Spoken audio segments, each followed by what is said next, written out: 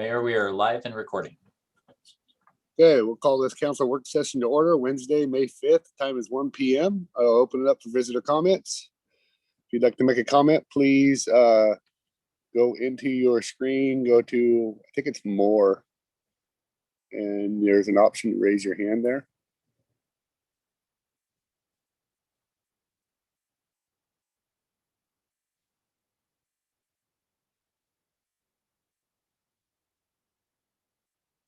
Not seeing anybody. We do have one person, Arthur Luskowicz. Okay.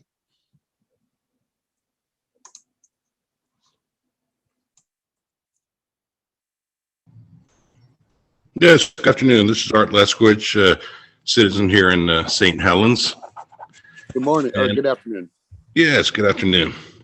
One of short, quick comment would be that I would like to see the city encourage involvement with public participation in review of environmental projects.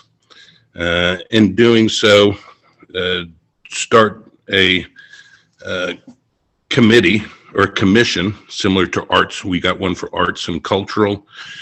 We got one for bikes, pedestrians. We got parks and trails. We got a planning commission. We've got boards. We got a library board, but we have nothing for the public to comment on or be involved and informed with as far as environmental issues.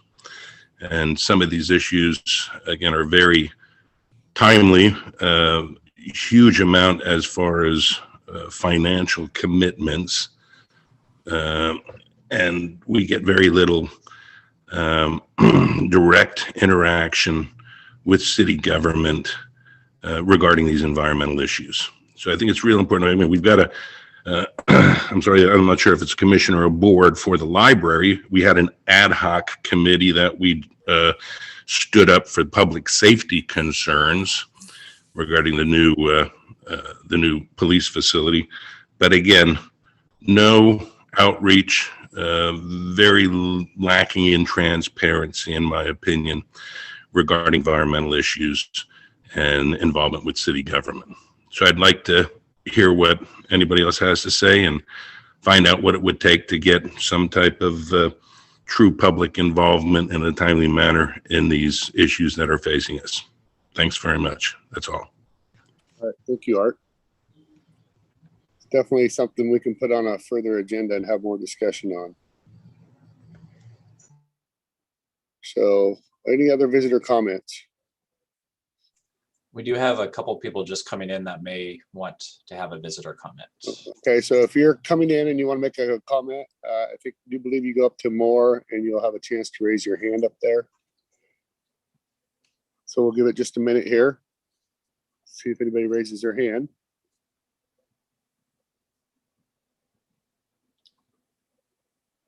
I do see Brady Preheim just came in. Brady, do you have a comment you'd like to make?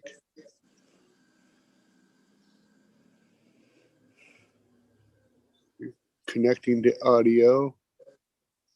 Now, if you unmute yourself, if you have a public comment, Brady. There you go. Okay. So I guess the first thing I'd like to say is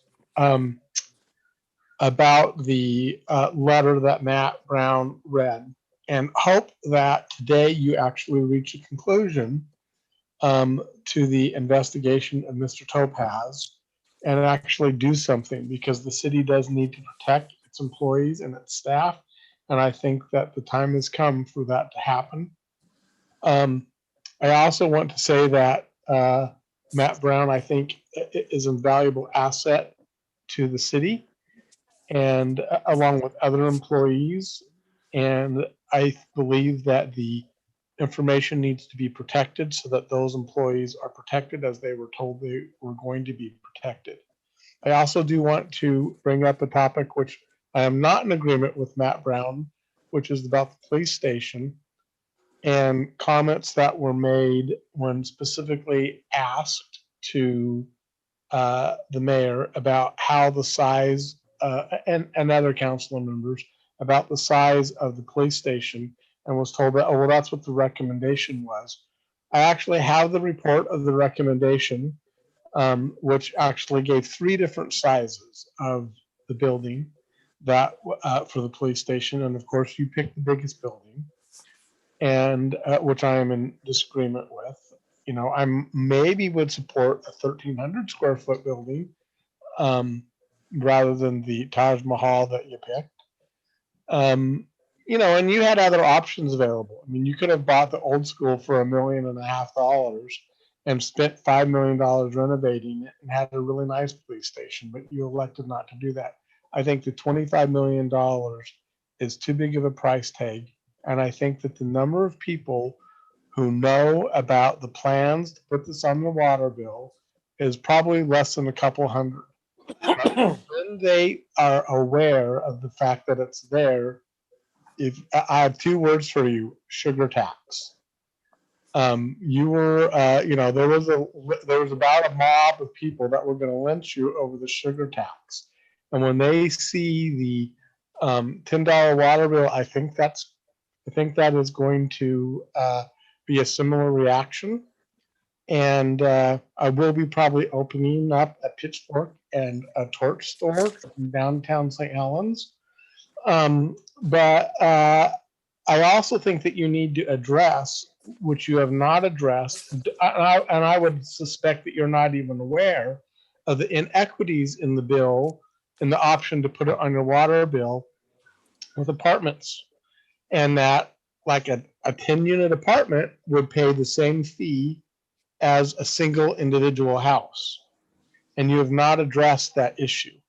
And or a 100-unit apartment would pay $10 because they have a single water meter, or a duplex would pay $10 when there's 2 people, or a quadplex. And so that to me is an innate unfairness. And but again, regardless of how you want to do it, if you want to finance a police station via a public safety fund or via a tax levy, my argument always is people should decide. I do not think you should spend $20 to $25 million without hearing from the people. And in particularly, your efforts to outreach, to let people know, have not been good. And a lot of that is not necessarily your fault. It's because of the pandemic. I understand that. But because of that, you also need to understand that people are going to be angry with you. And those people that are advocating for you just adding it to the water bill with no public vote are not going to face any political consequences. It's you are the ones that are going to be facing that political consequence. But I have a proposal that you simply go ahead and start charging $10 a month next month before you commit to the police station, and then tell them, and then see what happens. Just start charging the $10 fee. And that way you will be in a situation that when people show up with pitchforks and torches, that you will see that, yeah, people are really going to be unhappy. And so again, I think that you should allow people to vote.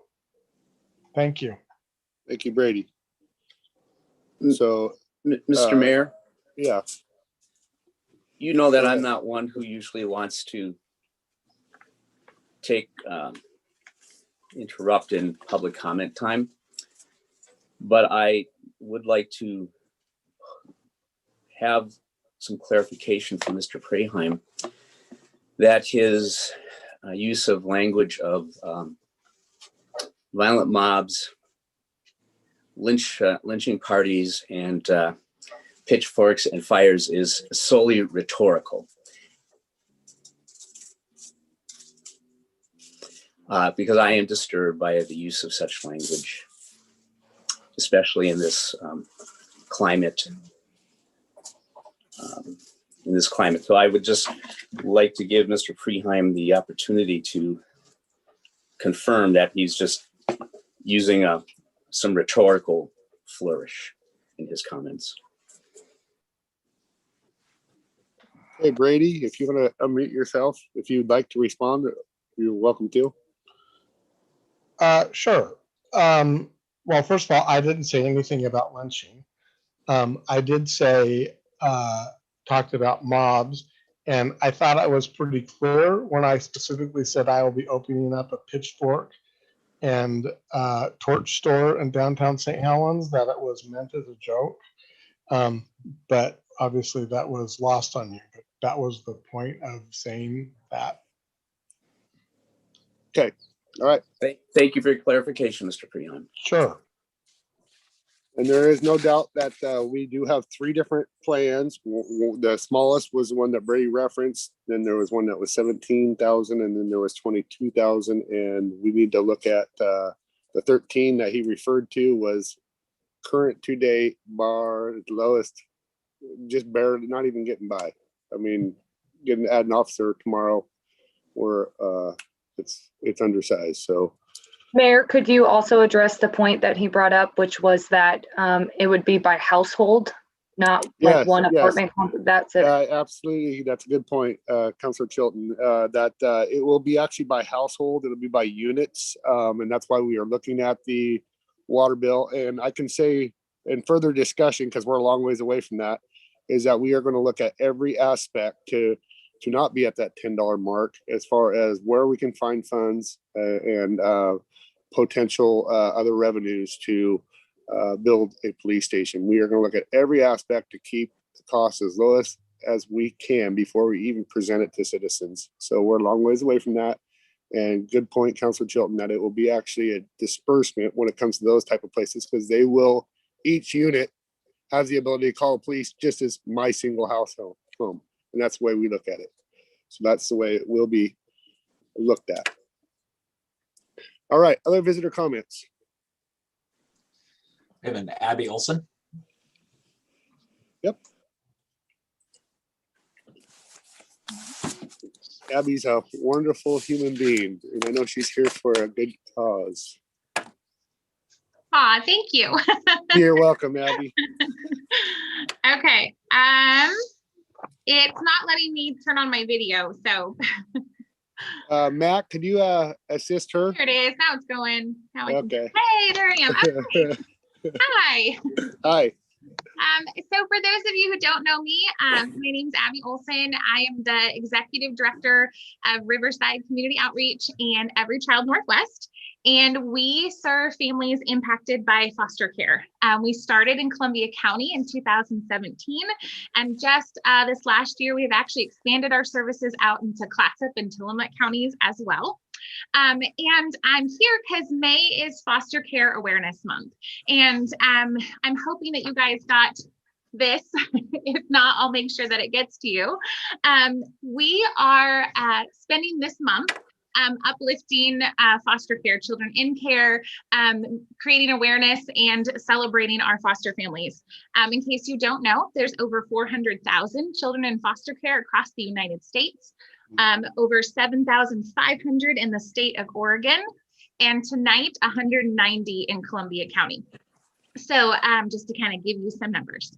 I was a foster parent myself for 12 years. We ended up adopting 5 kiddos. So I have a mom of 10. And so it's very near and dear to my heart. So one of the things that we're doing is on our social media campaign, we have an Amazon wish list out there for the community to purchase a pair of shoes. So each youth and teen can have a brand new pair of shoes before they start summer. And we're also hosting a foster parent appreciation event. It's actually a whole family event. It's going to be a drive-through because COVID, we want to keep it safe. And families will drive through and get all kinds of goodies from the community. And I'm here to ask the city council to sponsor something at our event. There's lots of choices. We have items that we're giving away to the kids, like water bottles and beach towels and stickers. There's also appreciation baskets that we're making for our foster parents. So the items that go in there have all been broken down.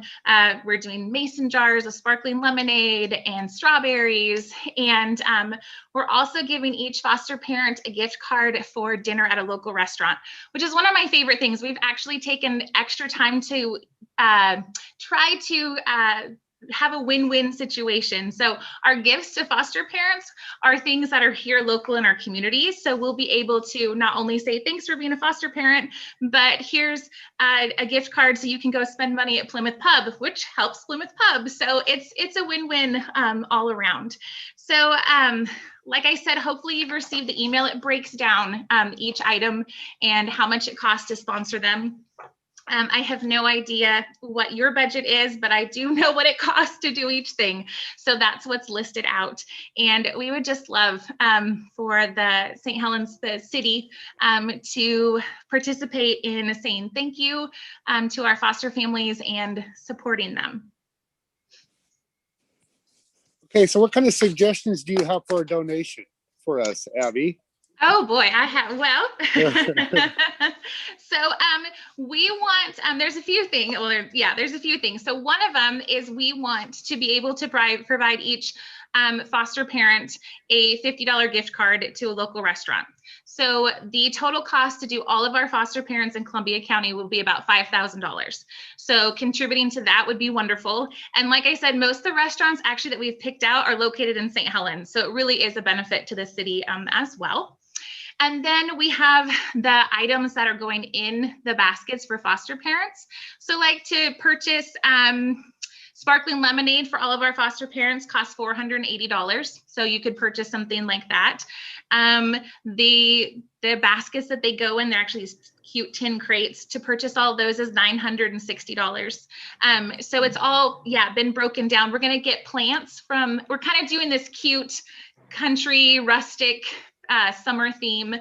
So we're going to get some plants from a local nursery. So a cute plant for each family is $800. So and then there's items for kids and teens. So we've got water bottles, which is $650. We have the bags for our youth, which is $425. So it just kind of depends on what feels like a good fit for you guys, but there's lots of choices. Sure. Could we look at maybe getting Shauna Duggan or the rec center involved in that maybe? I know Shauna has a lot of great ideas with that, and maybe there could be a little bit of advertising about maybe some of the rec programs going on this summer. Yes, I love Shauna. What do you mean by getting them involved? Beyond like volunteering or? No, I meant in our donation, the city's donation. Oh, I'm always down for that. We love the rec center. So what we have also available, Councilor Chilton, is we have our council, and I'd like to talk to the council about this. When it comes to our budget, our council funds, I think we should be able to make a decision throughout the day in a daytime meeting as well. I know we push all our stuff to the evening, but when it's our budget, that is actually allotted to us. And if somebody like this comes to us, I would like to see us be able to make a decision in the daytime as well when it comes to our funds personally that we get to disperse. So, and I do believe, Matt, you can answer me. Are we still sitting all right on, taking a minute to pull it up, I'm sure. On council funds in the budget, you have $7,261 available. And that's good till we have that much till July, councilors, and then it goes back into another fiscal year. So we're sitting pretty good for the next few months. Mayor? Yes, go ahead, Council President. Yeah, one of the things that I want to add with that is that at this point, we're hold on here. Got it. At this point, we are using mostly virtual communication through education and conferences and that kind of thing.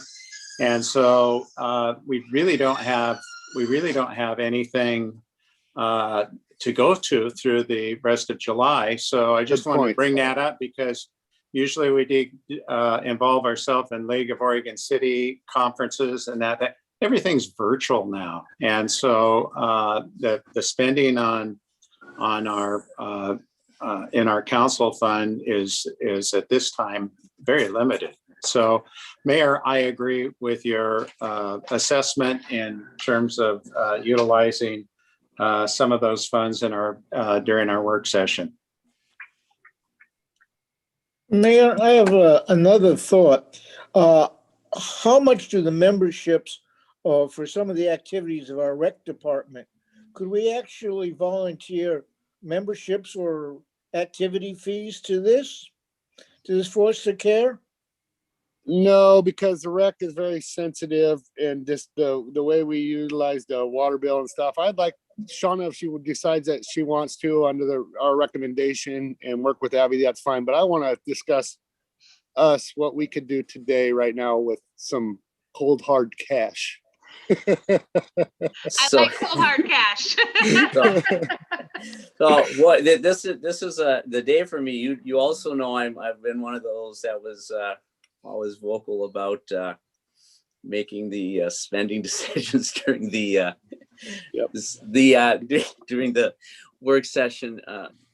But I understand your thoughts in this regard, just relating specifically to our discretionary funds, and by the fact that when we have groups joining us, with Ms. Olson joining us, we don't want to have a person unnecessarily wait in suspense if, as I think, we would decide to spend some money. So I would definitely support that and making that decision at this time. And I was looking at the list. There's all kinds of great things. I saw one did pop out at me was the tent rental for $500.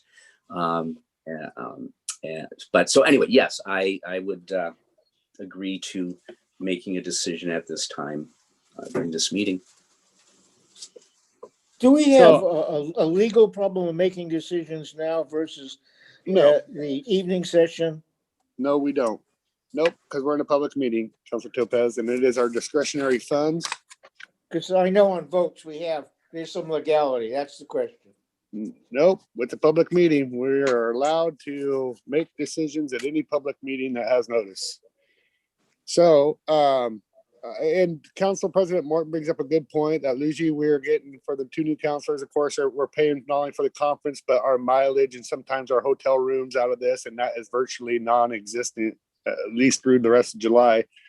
And I'm not saying, we want to keep a little bit of a reserve there, but we have enough to make a fairly decent dollar amount donation. So I would like to kind of throw it back at the council and somebody maybe make a proposal on, I don't know, maybe 1,000, maybe 1,500. I don't know what that looks like. So I'd like to propose that we submit $1,000 to Abby's request, and hopefully my fellow councilors agree with that. Can I get a second? I'll second. Discussion? Okay. I'll second, and with just a comment, which is that I really love the idea of using the funds for this, and I'm definitely on board. But I would like to see maybe a type of process, applications that are submitted that we can look over as a council for future, nonprofits that want to apply for funds, and an advertisement of the funds to those nonprofits in the community. So, but yes, I support this. Okay. And on Abby's behalf, she did email us that she was going to be here and visit her comments. So I think the entire city council. Go ahead, Councilor Berkeley.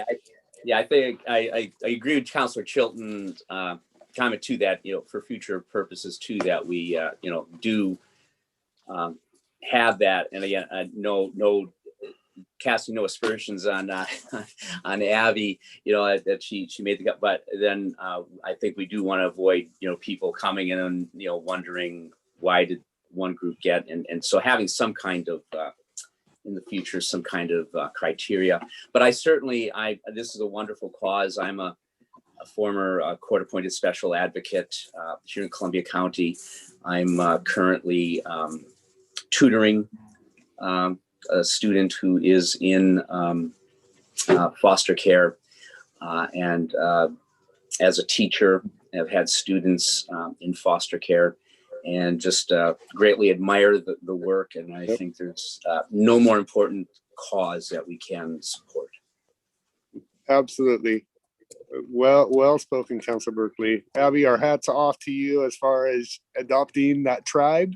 Because that's what that is. Mhm. Okay, so Council President Morton, I'm calling for a vote. Of course, yes. Okay, Councilor Topaz, Aye. Councilor Chilton, Aye. Councilor Berkeley, Aye. and I'm an aye as well. You have $1,000, Abby. Have a good Thank day. you. Thank you Yep. so much. And Bye. I do agree to put it in writing. You know, Chilton, Councilor Chilton had an extremely good not idea, but it's a precedent that we've had in the past of keeping things in writing. So that's very much appreciated. It makes us more accountable and it makes it more transparent. Also, just from my perspective as a nonprofit, having an application and knowing that it exists is also really helpful. So from our end, it's nice too. So that's something I hear. Maybe John, you could jot down just maybe something on our city website for nonprofit and city council, some area they could go to grab an application or Requests. requirements. Yes, that we ask for. Mayor, Yes, go ahead. we used to have a process when we used to give out shared revenue that would come from the state. We used to actually have an annual process where we would go through, have them fill out an application and submit it. So it was, sent out to everybody and everybody had the same opportunity at the same time. That's not a bad idea.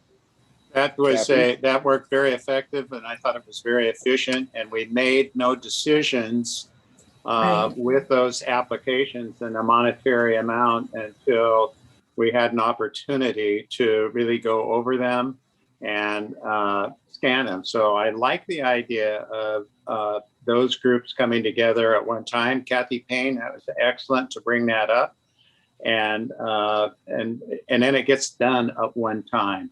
All the requests and that kind of thing. Not only does it come in writing, then what individuals from each group can do is come in and pitch why it's important, and we see it eye to eye. And that's just the way it is in the state government, in federal government, and all governing associations. Is that it's submitted in paperwork, like Kathy Payne was suggesting, and then we pick a time where a representative will come in and give a 2-minute pitch to the council about how important it is. And that's usually, I think it's a great civics lesson, Doug. I totally agree with you. I'm thinking even of the youth that come to us sometimes. I think it would be a great civics lessons for them to fill out the application. And so, yes. All right, Abby, thank you and have a good day, okay? Thanks. Yep. Okay, other visitor comments? Not seeing any hands raised, and I know we had plenty of time between our presentations there. So we'll go to our first item on the agenda, which is communication semi-annual report. Crystal and Cameron.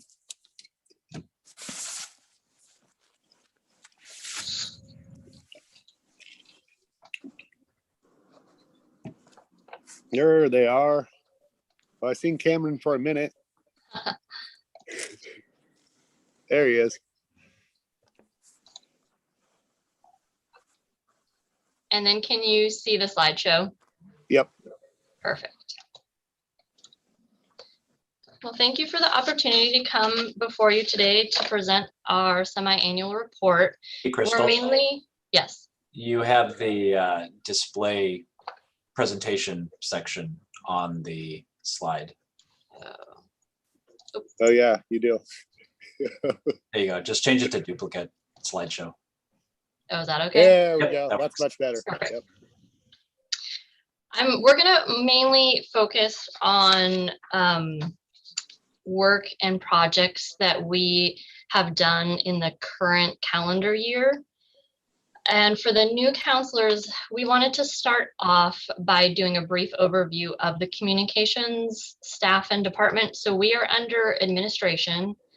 We have one full-time employee, which is myself, and then we recently approved a half-time term limited employee who is Cameron, who we'll introduce in a little bit. But despite the fact that we are under the administration department, we do communicate for every department within the city.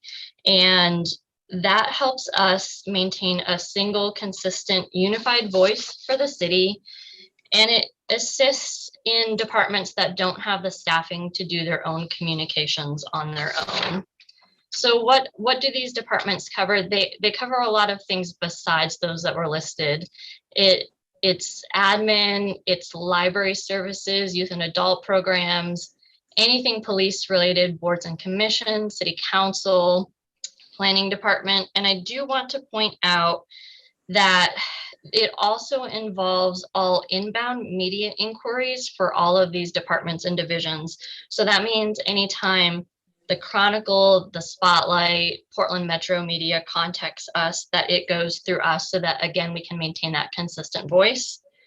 It also involves us handling or assisting Tina with Spirit of Halloween Town communications when it comes to inbound media requests as well.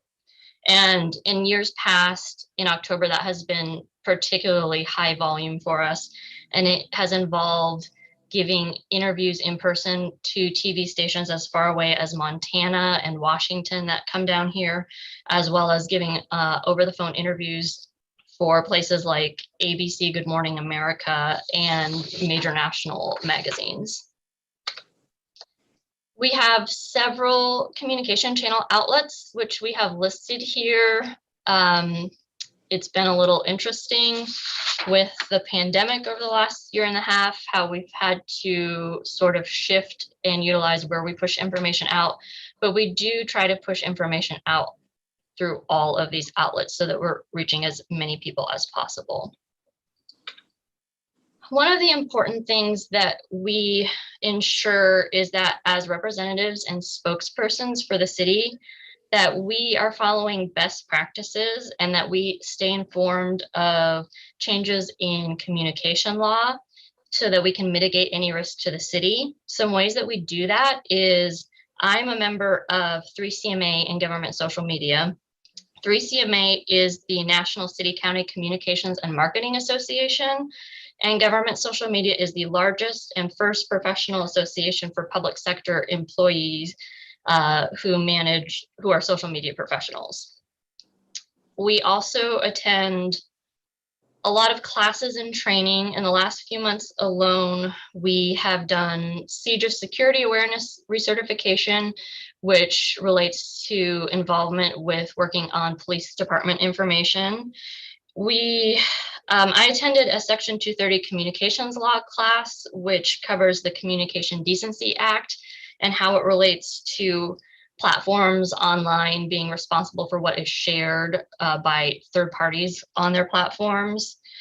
I try to attend any Facebook Government Affairs team webinar that they host through my professional organizations, and that is actual employees at Facebook. They have their own department that handles anything government affairs related. So those webinars are super helpful to us because it means that we get the latest information on what Facebook is considering changing on their platforms and what the best practices are so that we can ensure that we have the best reach through our channels. And then I recently attended the Digital Government Social Media Conference 2021, and that involves every major social media platform being there that had breakout sessions so you could hear what was coming in the future and their tips and tricks. Hearing from other government professionals who are at the top of social media practices. Everybody from the National Park Service to the TSA was there to give their best tips and tricks. And then also there are attorneys that are there that you can attend classes on to make sure that you're abreast of best practices. One of the things that we also do is we monitor where people are getting their information from. So at one of the breakout sessions that I attended at the annual conference for government social media, Archive Social was talking about some recent polling that they had did, which found that Americans spend an average of 6.42 hours online per day, and 2 of those hours are on social media. And young people in the age range of 18 to 29 years old rely heavily on social media as their #1 news source. So that is why we focus a lot of attention on our social media platforms to ensure that we're pushing out information and we're using our online tools to ensure that we are reaching people where they are at. It also means for the city that people are shifting in the way that they look for customer service. In the past, you would anticipate somebody walks into City Hall or the library with a question, or they call, or they send an email. That's becoming less and less true, and people are utilizing social media more and more as their channel for customer service. So for us, that involves things like monitoring our many social media accounts to make sure that we have a goal of answering any direct messages that we receive within 24 hours. It involves sometimes monitoring comments and questions that we receive depending on the post or in our inbox over the weekend when we have major events happening, to ensure that we aren't missing, particularly with the police department, anything that's vital that we pass along. Some real examples of how we try to provide the best customer service through communications are seen right here. We help triage requests for different departments and make sure that to the best of our ability that we get them a satisfactory answer that's professional, or that we put them in touch with the correct department or division staff so that they can get a resolution to their problem. On the left hand here, we had a citizen contact us through direct message that they were concerned about speeders on South 18th Street. So we put them in touch with the Public Works Department, and Mohammed worked with Public Works to install traffic speed signage at 2 points on South 18th Street, and then we communicated that back to that individual.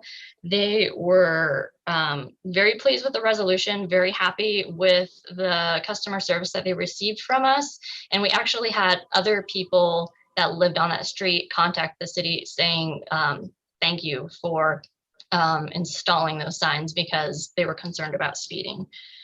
Another way that we provide good customer service is that people in the comment section, we monitor that on social media. They ask for updates about projects or city services that don't have anything to do with the post that we made. So somebody here was asking about an update on the Campbell Park project, unrelated to a post we made about Campbell Park. So we make sure we go and get that information, that it's up to date, and then we convey that to them. And I'd like to introduce Cameron as somebody who has been focused heavily on our social media in the past couple of months. They are our term limited communications assistant, and I'd like them to jump on now and introduce themselves and talk a little bit about themselves and what they do.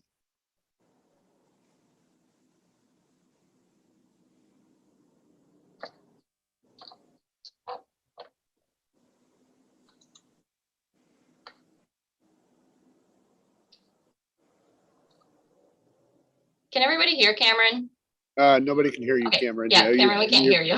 Yeah, so you're muted. And we can only see Crystal. Crystal, I think you might have control of the screen. Matt, does that make a difference? Does she have the ability to mute or unmute him or allow him to talk? Looks like Yeah, he should be able to. He's unmuted right now, it looks like.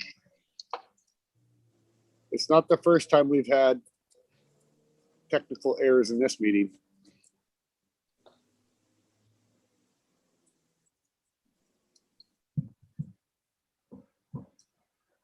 It might be his audio hooked up to something else, another program. Yeah, Cameron, I'm wondering if you can maybe call in on your cell phone.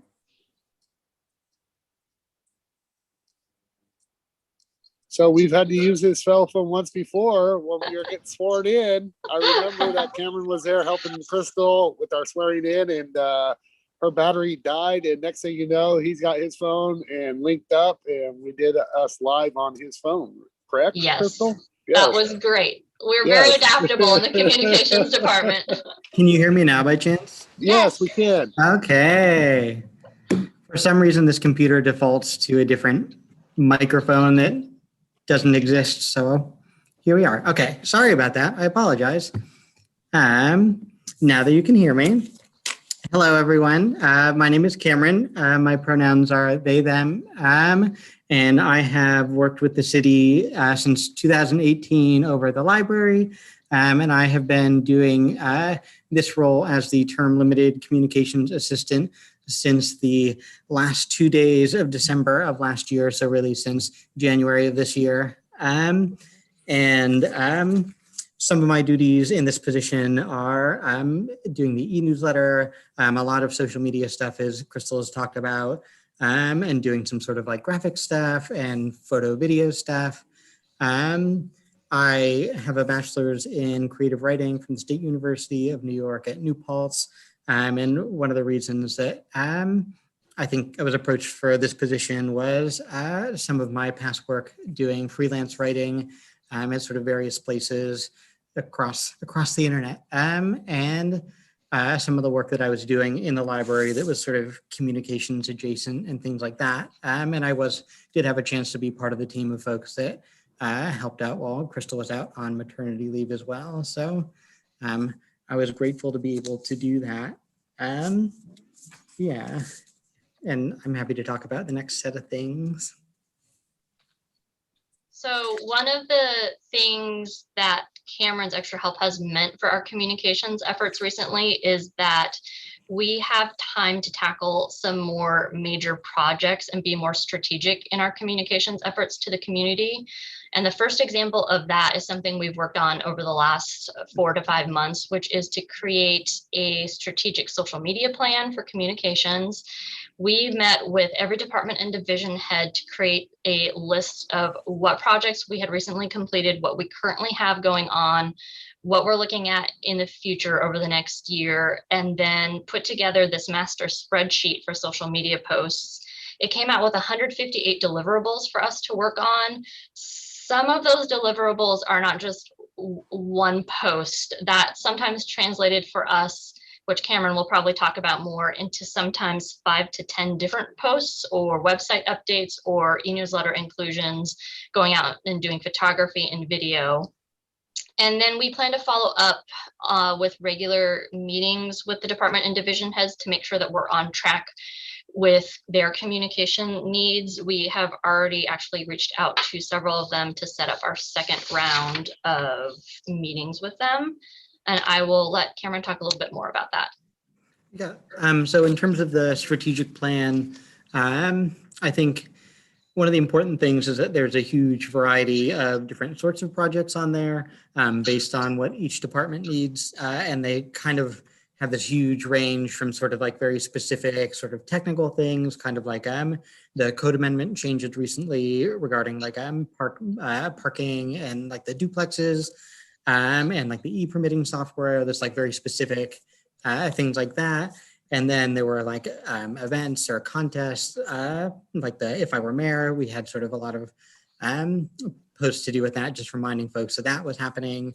And then things that were more informational features, like the parks overviews, which is a good example of what Crystal was just talking about in terms of, parks overviews is listed as just one deliverable on the strategic plan, but it's really, it ends up being, there was one post that is just an overview of the parks, but then there's also going to be a post for each individual park.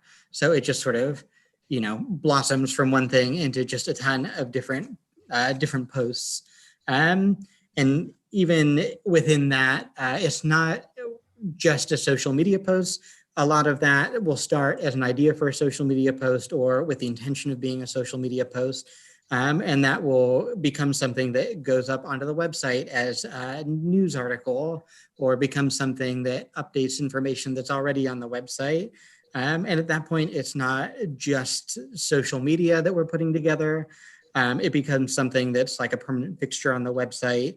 And it becomes like a permanent resource for the community, especially with those informational features on things like the parks. Like that's something that we can make available for folks to reference, you know, when we're talking about the parks in the future. And, you know, another good example of that is the counselor bios that we updated for Counselor Chilton and Counselor Berkeley earlier. Like, you know, those went up on the social media and on the news page and on the counselor page. So, you know, it isn't just a single deliverable that's going to become a Facebook post and a Twitter post. You know, it's something that's a lot more than just one deliverable. And, you know, when it was some of the things that seem like they might be less informational or like fluffier looking in there, you know, there's a lot of like National Library Week, National Volunteer Week, things that might seem like they're an opportunity for just sort of like fluffy content, I guess you could say. They really provide a good way to get a lot of information through social media in a way that doesn't just come across as information dense. It's, you know, it seems like a way of just saying, hey, here's our department. We're grateful for them. Thank you for everything that you do. But it's also a way that we get really specific information about current projects, upcoming projects, sort of what is happening, what those departments and divisions do specifically, in a way that engages folks, invites them to participate in a conversation, and, you know, generates interaction in a way that keeps our page on people's news feeds. And when it comes time to post things like the, you know, the duplex updates or the burn period updates, things that aren't necessarily super exciting to see, those are still showing up on people's feeds. People are still seeing them and they're getting that information actively. And, you know, the other thing is that is a reminder to folks that, you know, these are people that they're seeing, that, you know, the city isn't just this sort of very stiff, formal thing that is here. You know, there is a friendly face to it. And so in terms of highlighting some of the things that are coming up, right now is Municipal Clerks Week and Public Service Week. So what we're posting right now is a good example of what I was just talking about in terms of providing that human face and still giving good information about what the city is doing, what different departments do. Like Crystal said, we are planning meetings with department heads coming up. We have National Police Week coming up, which will give us a chance to highlight Ralph Painter. And we also have Public Works Week coming up, which we have talked about for a really long time. This is going to be a huge feature. Public Works is just a gigantic department. There's a ton of stuff to talk about. And it's going to be a week where we're going to get to talk about upcoming projects, current projects. We're going to get really, really specific information out there. We're going to get to look at each division individually. And it's, you know, it's been a ton of work getting it together, as I'm sure Mohammed can attest to and is going to continue to attest to because we keep bothering him about information. But it's just, you know, it's another thing that there's a ton of work that goes into just like one deliverable. And then further out, we're going to have more employee features. We're going to have in-depth features on things like how city government works, how we can have folks participate more, individual departments. We're going to have updates on different construction projects going on, the food bank renovations. Crystal and I have been working with Meyer Reed on information about the Riverwalk and just sort of getting that out there. As my civic gets put in place, we'll be participating in getting engagement with that and getting information about that. And I think one of the more important things is that we're coming up on just like summer and event season. And that takes up a huge chunk of time and energy getting that information out. And, you know, families that are participating in those things, like Crystal said, this is how they're planning their summer. This is how they're getting that information. And it, you know, it is the best way to get that information out to folks. And this is where they're looking for it. And it does take quite a bit of energy to get it out there. So when Crystal has the time to work on sort of bigger, higher level stuff, and we can still communicate this, it's just, you know, a lot more effective, I guess. So those are all things that are just what we're able to put on the strategic plan. There is still a ton of things that aren't necessarily on the plan, but they're things that are part of our day-to-day activities. Obviously, the newsletter is a big one of them. That's something that, you know, I put quite a bit of time into. There are things that come up day to day that go into social media that, you know, you plan to a certain extent. There are events that come up that need to be put into the schedule, things like meetings, awards, like length of service awards at council meetings, things like job openings, boards and commissions openings, anything that sort of comes up that's news in the city. And they're the things that, you know, you can plan for. You plan to not plan for them. You leave space and you leave time knowing that they come up when they do. But they're just not things that you can include in that strategic plan. And so, you know, and there's just always sort of things that come up that are small fires that you need to put out. There are weather emergencies, and it's just kind of what the day brings at that point. Yeah.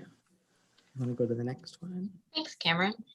Yeah. So Cameron's focus on social media has meant that I can focus on some of the larger projects that we currently have going on at the city, of which we have several right now. We're very much in a phase of people seeing work happening visually at the city right now and in the coming future. So it's an exciting time.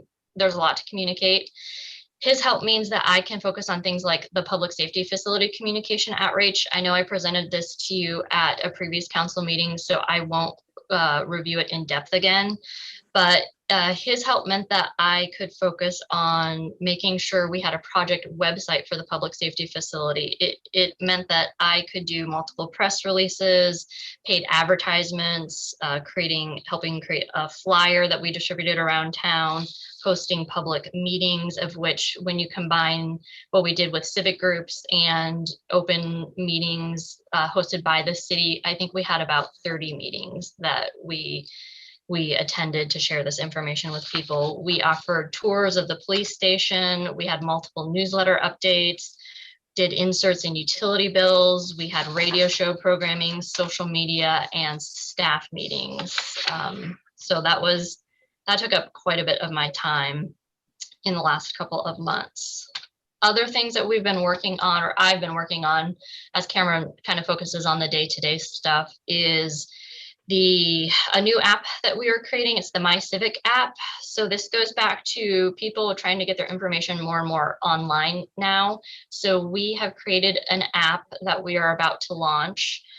Lots of background work has gone on with that. Matt has been heavily involved with that project, as well as Kathy and Lisa. We just completed staff training for how to do updates and manage it on the back end. And now we're going to be moving into a phase of launching it for public use. So we'll have some advertising that we do that we will need to continue to integrate into our day-to-day stuff to make sure that we get people on the app using it and that it is something that's updated and worthwhile to them. We also have a bunch of parks and public works projects happening right now. Obviously, the most exciting one, I think, for the community is the McCormick Park playground equipment that's going in. We have been out several times to make sure we get good video and photo of that so that we can do a nice video at the end of it. We've been working with Shauna for ideas of a opening. Unfortunately, with COVID, we probably aren't going to be able to host a grand opening, but we have initial ideas going back and forth for the ribbon cutting for that. We just completed this week a final walkthrough of the North Vernonia Road sidewalk project for the completion of that with the contractor. So we'll have an update on that, as well as staying up to date on Campbell Park improvement project. We also have multiple riverfront projects that were just launched, including the utility and street extension projects. People will see actual, shovels in dirt in 2022. So we're going to be communicating about that as we have updates. And we are working with Meyer Reed right now on the Riverwalk Phase 1. We will have a community meeting for that coming up this month. And that will also involve an online survey as well as an in-person survey down in the park. So we will be promoting heavily both the survey portion of that and the community meeting portion of it to make sure that we get as many people in the community to attend that so that they can provide feedback and help shape what that project will look like in the end. And all of that then does not take into account the day-to-day stuff that happens. And I know Cameron addressed what he handles when it comes to that. But this is a list of just some of the examples that I pulled from the time tracker that I use to track where my time goes, of things that aren't part of major projects or strategic communications. Like updates of staff photos, emergency management messaging. When we have something like in the last couple months, we've had high windstorms with power outages where people were messaging us for information. We've had flooding issues, so we need to get out sandbagging information to people. We had a few days of heavy snow, so communicating about when streets are going to be plowed, what the routes are, driving safe tips. We've had continued, and I would say increasing, requests from the media over the last year regarding, we've got, again, like we talked about, major development projects happening in the city, but as well as that, we've had COVID, we've had rallies and protests happening in town, we've got police reform happening on a national level. So I have seen an increase in media requests for information from the city. So that's in addition to all those major projects that we handle. We also have several community surveys that we pushed out in the last few months to gain information from the community, assisted with the police department to issue their annual report.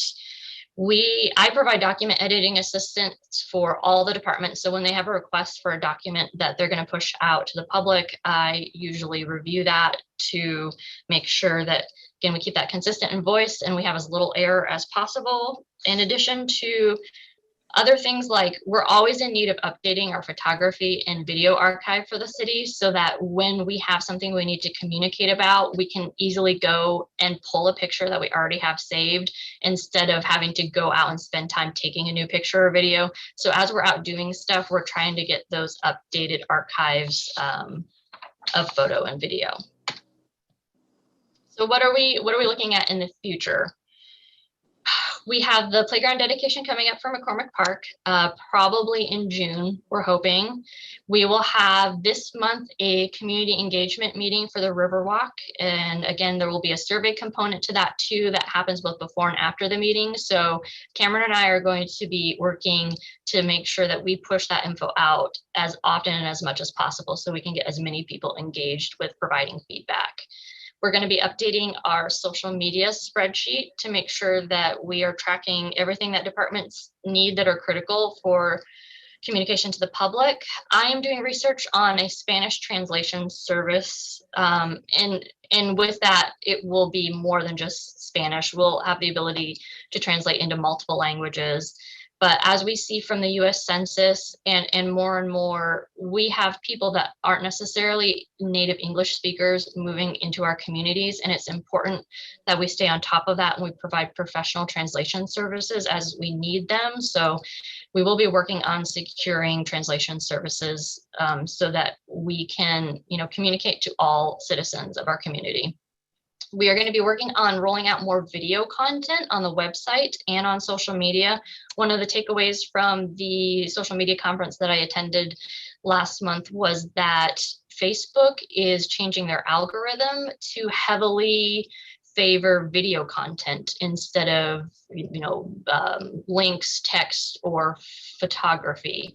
So we're going to adapt as they tell us that change happens, and work on rolling out more short videos to make sure that we continue to engage people and that our content shows up in their feed as much as possible. We will be rolling out the My Civic app. I'm sure we will have updated public safety facility updates to communicate to the public as council begins making decisions on how they want to fund that project. We will be continuing to do riverfront progress updates as we move closer to 2022, and they'll start to see some groundbreaking happening on there. And then, as always, we have a lot of summer and fall events, and depending on what happens with COVID, we'll be adapting to that and promoting it as we can. Crystal, did you take this picture from Gray Cliffs? I did, yes. That looks awesome. Just Thank even you. The reflection off the water and everything. That's cool. Yeah, so this is a good example of one of those things where we like to have a good archive of photos, not only for use on something like this to make it look pretty, but we have, people like Travel Oregon contacts us for pictures. The League of Oregon Cities contacts us. Because of Spirit of Halloween Town, we have national outlets that contact us that want more than just pictures of Spirit of Halloween Town. They want pictures of the city. So it's really important that we keep a good professional archive of video and photos of the city. So that's just one example of why that's important. This was last year, wasn't it? I think it was 2 years ago. We didn't do fireworks last year. Oh yeah. This is shot from the island, and a good point why we need to shoot from the island is we can spread people out from Gray Cliffs clear over to above the mill property, and you all can see what happens when it's shot from the island. It looked very lovely that year. Yes. Yeah. Yep. And Cameron, if you want to jump on and talk a little bit more about, so Cameron, their position has been approved through the budget process as an actual dedicated budgeted position instead of a term limited position. That approval goes to you as council for final adoption, I think in June. So with his dedicated budgeted time, they're going to talk a little bit about what that means moving forward for us in the communications department. So I think probably the biggest thing, just in terms of those day-to-day things that Crystal was just talking about, is, the more things that I can do in this position, or whoever is in this position can do, the more things Crystal can do at like a much higher and more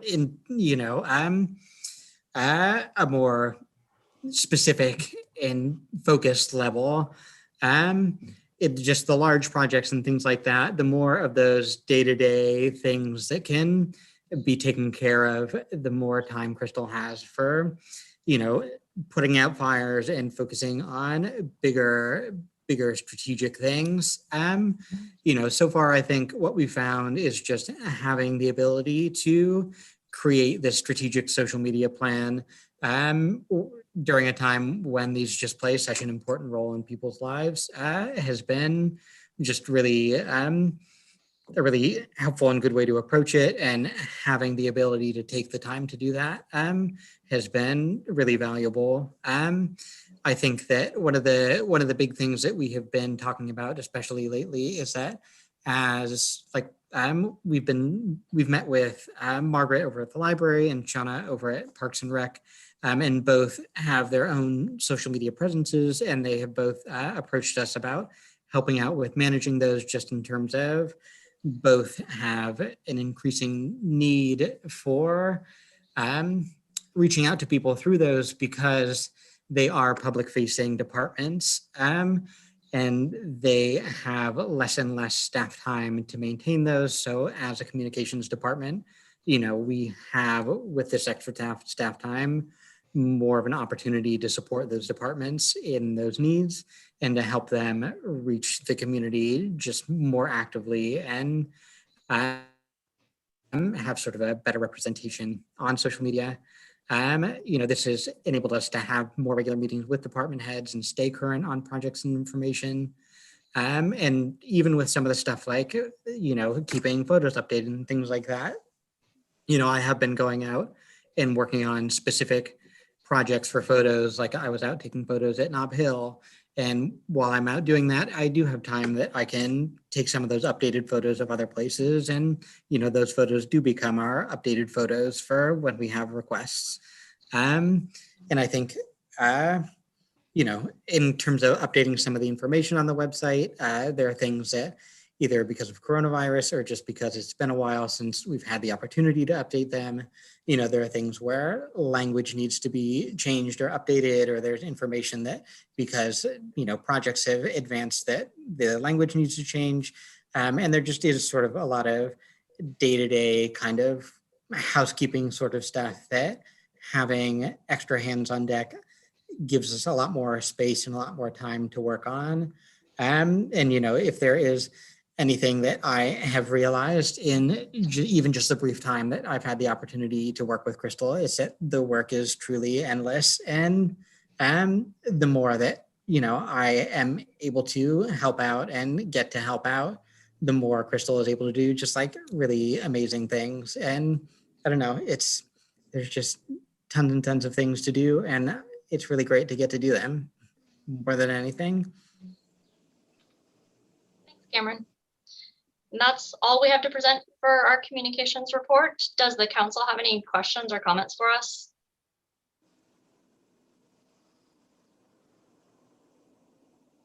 I'm not seeing anybody. If you have any questions, please feel free to jump in. I'm just amazed that the average is 6.42 hours per day. And a lot of time. Yeah. And as a young person, my phone tells me every week how much time I spent in the past week, and I can unfortunately confirm that number.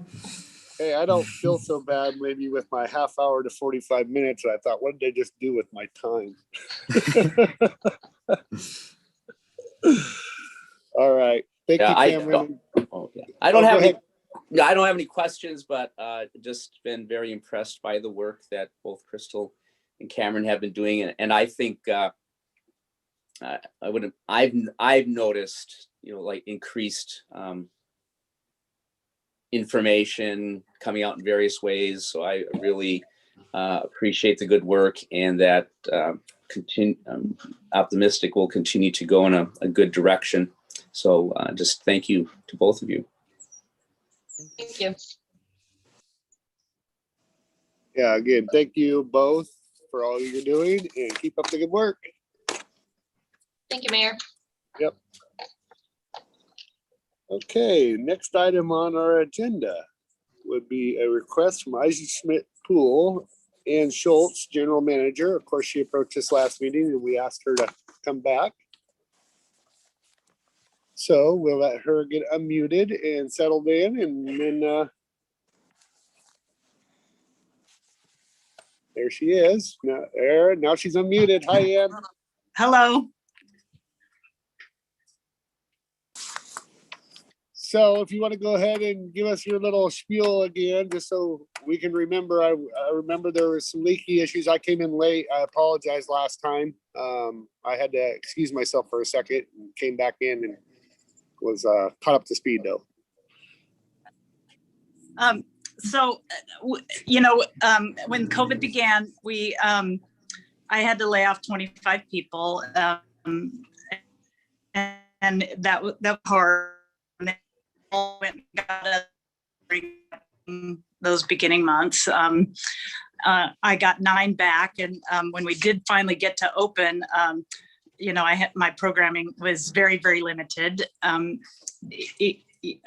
Due to COVID. And at the beginning, the city, Jamie at the city very kindly notified us that we had a leak and that our water bill was going wacky. And so we kind of did some investigating, and we found a leak at the bottom of the filter pit underground. And we fixed that to the tune of $25,000 with no money coming in. During the beginning of COVID. So that was a big hit for us. And then before COVID had started, we had already started working on replacing our boiler. It's a 30-year-old boiler that I no longer can repair. I can get parts for it that will work, but the last part I had to replace cost me $3,000 because we had to rewire the boiler for it to work.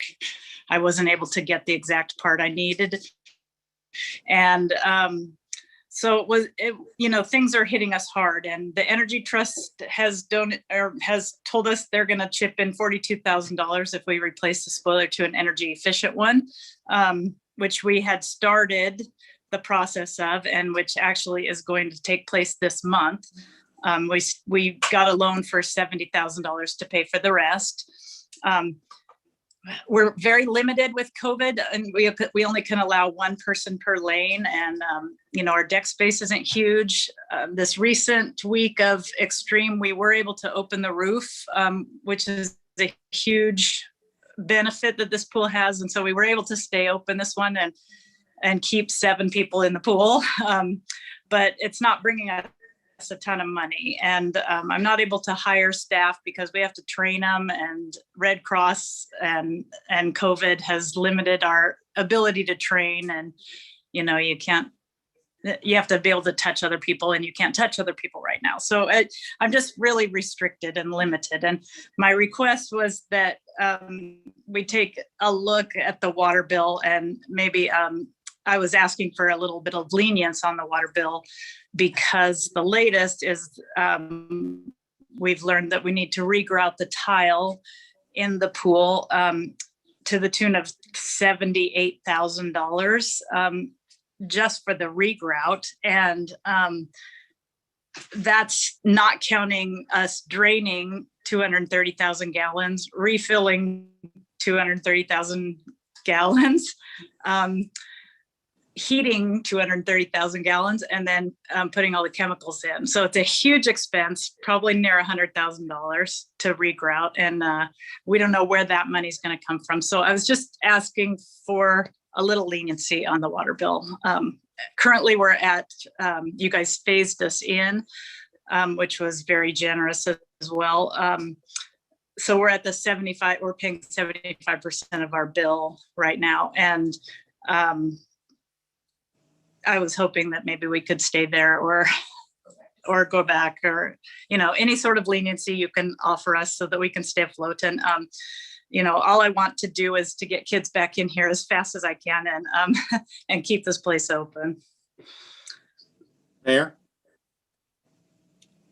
Go ahead, Mayor? Council President. Yeah, Ann, to stay afloat, I like that. There's a bit of humor in that, isn't there? And tell me about the last time, and this is a maintenance question, and I just wanted to see how this goes with your maintenance schedule as a normal maintenance schedule. When's the last time you had the pool regrouted? That's interesting to me, how often that might occur. So that's a hard question. So we had it tiled and grouted in 2010, I believe, or 11. And the shallow end, which gets the feet and the wear and tear on the pool bottom, the grout wore away much faster. So we had that regrouted about 5 years ago, just the shallow end. The big pool has never been regrouted, but when they regrouted the little pool, they said I'd probably need to plan on doing that every 5 years. And I thought that's crazy. Someone should have told me that before I tiled it. But, so it's lasted 10 years. And we're leaking, we're leaking now where the grout is cracked. So I know where the major leaks are. So I can get an underwater epoxy and just go down and epoxy those for a temporary fix. And hang on for a couple more years. Basically, we don't see us being able to afford this regrout project until after COVID's over and we're back open normal. Okay, thank you. So Yeah. I know when we had this discussion, we did not want to impose any major disruptions to the pool, because we believe in everything, the way you guys serve our community. And yeah, it sounds like you're going through some very rough times with COVID. Have you applied for some grants through COVID relief would be one of my questions. And if you That was mine too. if you haven't, you more than qualify for probably some healthy grants, in my opinion. And then, yeah, I'm sure we're, I can only speak for myself on this, but I'm more than willing to discuss options and making sure you stay afloat. I guess I'd like a little bit more just background about what the arrangement had been and what the 70, like the current 75% payment plan is going to. So just kind of what were the circumstances? I don't know if John or Matt can provide the background on that. That what is that arrangement and how did that come about? I'm happy to speak if John does not want to. Matt, I think you. Here comes John.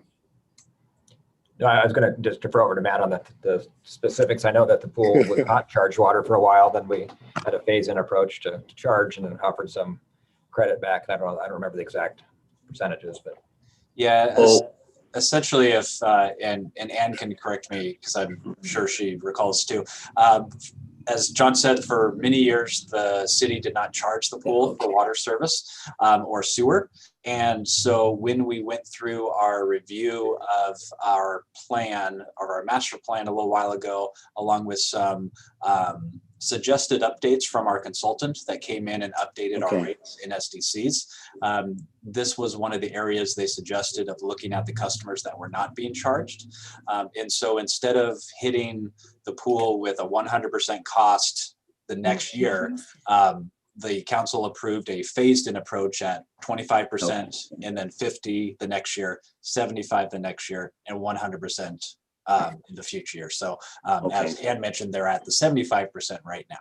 Okay, thank you. And thank you for reviewing that again. I do recall again some prior discussion to it. Thank you for refreshing my memory. So, okay.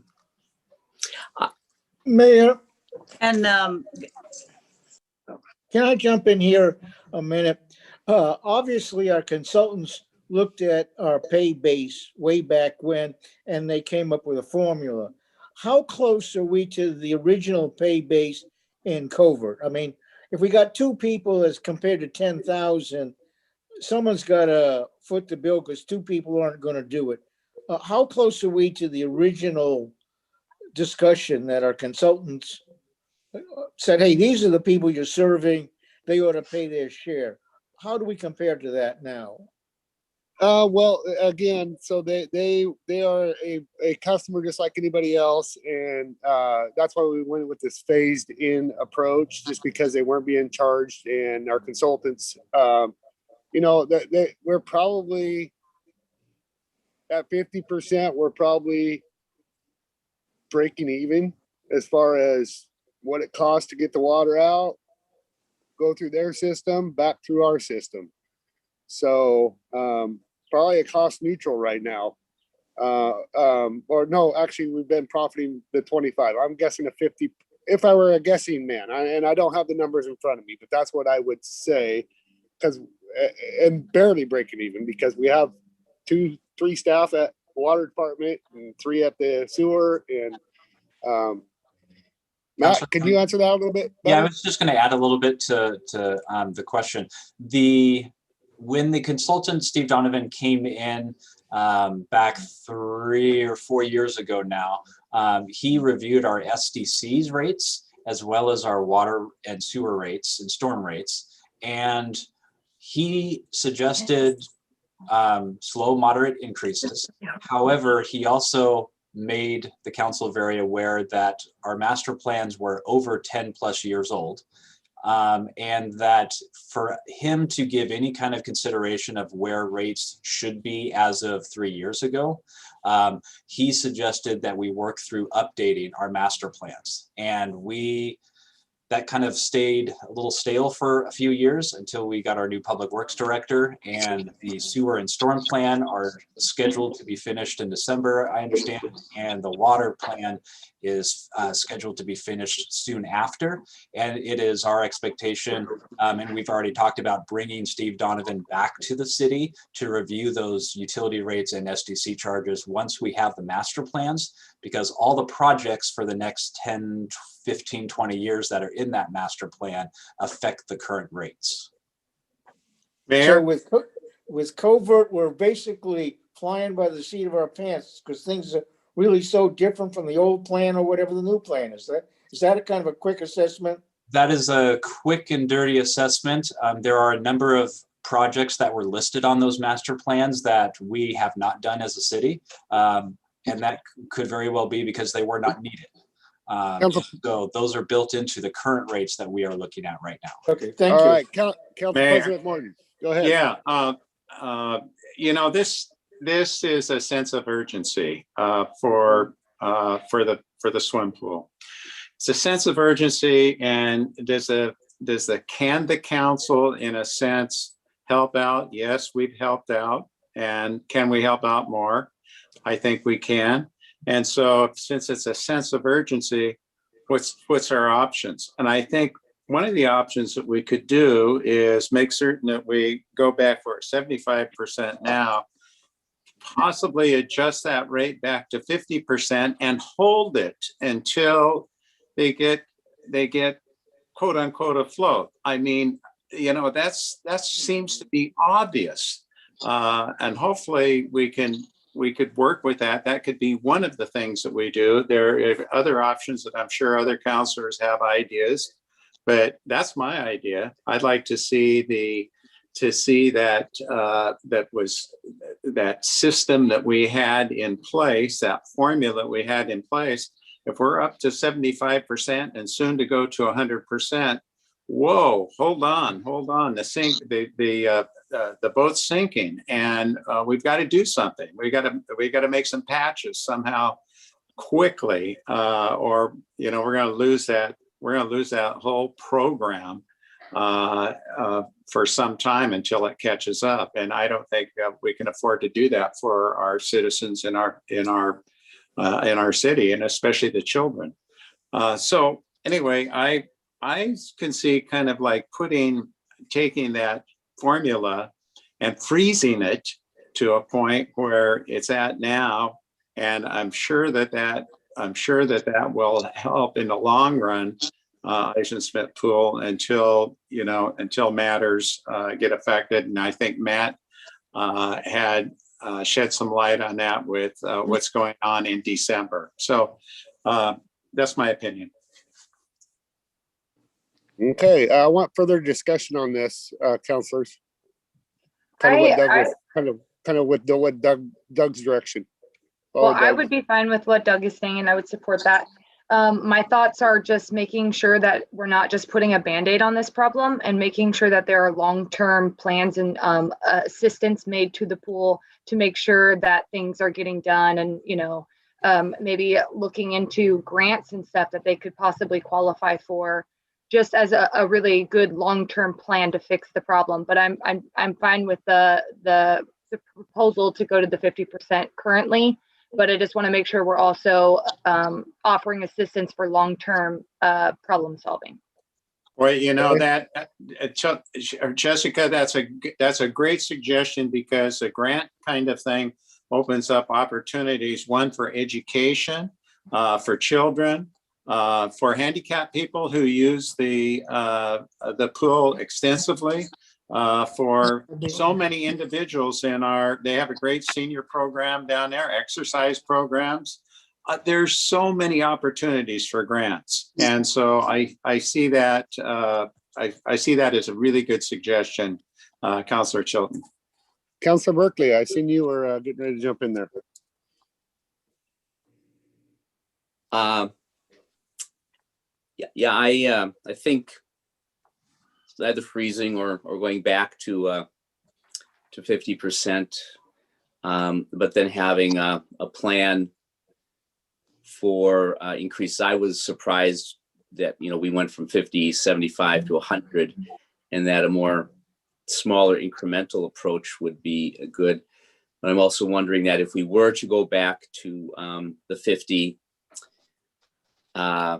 what kind of criteria or conditions would we be phasing this in? Would that be contingent upon the pool's ability to pay? So if they're continuing to experience some of the financial difficulties, would we maintain the 50 or 55 for a number of years? Or if they have a bonanza of resources, do we, kick it up 10%? So yes, I am agreeable to going, back to the 50%, but having some kind of plan or criteria to determine how we would make future increases. And certainly, Councillor Chilton's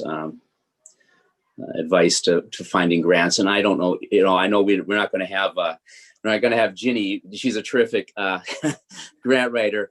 Now Jenny didn't show, writing grants for the pool, but perhaps being available to provide some kind of the city providing some kind of guidance. I don't know what resources the pool has for devoting to grant writing, but if we can provide some kind of insight or guidance to assist them with that process, I think that would be a good gesture as well. Okay. Councilor Topaz, along the lines of a couple of things kind of mixed in with everybody's comment. This plan that we're talking about, I don't think anybody in the past ever thought that we'd have a pandemic, and I don't think we had built into it insurance or to imagine the mess that this pandemic has caused financially and every other way. We didn't have a plan for that, and we wouldn't even dream for that. Somehow that's got to be put in. The plan also is the master plan. How do we fit everything in? And it's been a long time, and finally old age has caught up with us. At one moment, we're going to have to imagine ripping that whole pool out and redoing the whole thing because it's just getting old. So the plan, I think, has got to have a number of facets. How do we pay for, we'll say in the near future, whatever steps or non-steps? Is there any monies from the covert government relief business? We really have to look into it. This pool, with everything it does, is a complex item in our community. It does a whole lot of things that you don't see. And of course, unfortunately, they all came to the point at the same time at the worst time going. So yeah, I think maybe we ought to get a commission, maybe we have a commission to restudy what we have to do in light of the new things that have just happened. And in fact, the community is growing, and hopefully pretty soon the pool will be too small for all the population. It's time for a redo. But 50% is a good number for what we ought to charge them. I have no problem with that whatsoever. Councilor Berkeley, I think you wanted to join in. Oh no, I was just going to say, I think but I think the pool is a separate governing organization that has responsibility for that. So I think the city can support but those are decisions that eventually that we need to honor the pool district's authority in this. A very good point. Can I say something? Yes, go ahead, Ann. That was you. Can I say something? Yeah. Yes, Ann, go ahead. Okay, so thank you. So I've been managing this pool for nearly 20 years now, and this pool is 80 years old, and I cannot be more proud of it. It is in perfect shape. I fix everything that has a problem as soon as it has a problem. There is no need to demo it and build a new one. Even before COVID, we're never overloaded. I don't have to turn people away Yes. ever. And so we're not overcrowded. We do our best. I've been able to keep the prices low for this community until COVID. And anyway, we're very proud of this pool. It is not dying. I'm able to fix everything. That's the first thing I wanted to say. Okay. And then the second thing I wanted to say is since the beginning of COVID, we have applied for every single grant that has been available in the country. And good deal. We were turned down for many because we are a special district and we're not a nonprofit. So we are applying for grants all the time. And we have several patrons that are helping us proof those grants and are helping us get through it. And we're doing major fundraising for the boiler right now. And, you know, we're just very proud of this pool and we just want to keep it going for this community. And we believe it's a huge asset to this community. And I do appreciate you even considering this water request. Yes. So Ann, here's what I'm hearing the council say. If I'm listening right, and council, you can either shake your head because we can't make a decision till later, but I hear a reduction of 50%. Like 50%. It sounds, yeah, at 50% till 6/30 of 22, and then we will go from then bump it back up to the 75%. That's a whole entire over year at 50%. Because we do appreciate what you guys do as a special district, and you do a very well job of keeping that pool maintained, Olympic size pool with a little kiddie pool, and serving our citizens very well. And Mayor, I have a suggestion, and put a little asterisk behind in a year, because if COVID does not lift and if COVID is still around, possibly it would be foolish for us to bump it up to 75% at that time. Yeah. If conditions on the outside allow for us to do that, and it's amendable to everyone, we can discuss it possibly in a year, I would think. Yeah. That would be a good idea. I bet you if Ann knows that she's coming up on 75% and COVID's still happening, she'll be representing to us. So we'll leave that in her ball court because she's a special district and we have enough on our plate. But I think that's what's going to happen in the evening session unless somebody shows up with some very good points of why we shouldn't do this for the pool. And I doubt that's going to happen, Ann. Okay. Well, thank you very much. I do appreciate it. All right. We appreciate you, Ann. Keep up the good work over there. And thank you very much. Have a good day.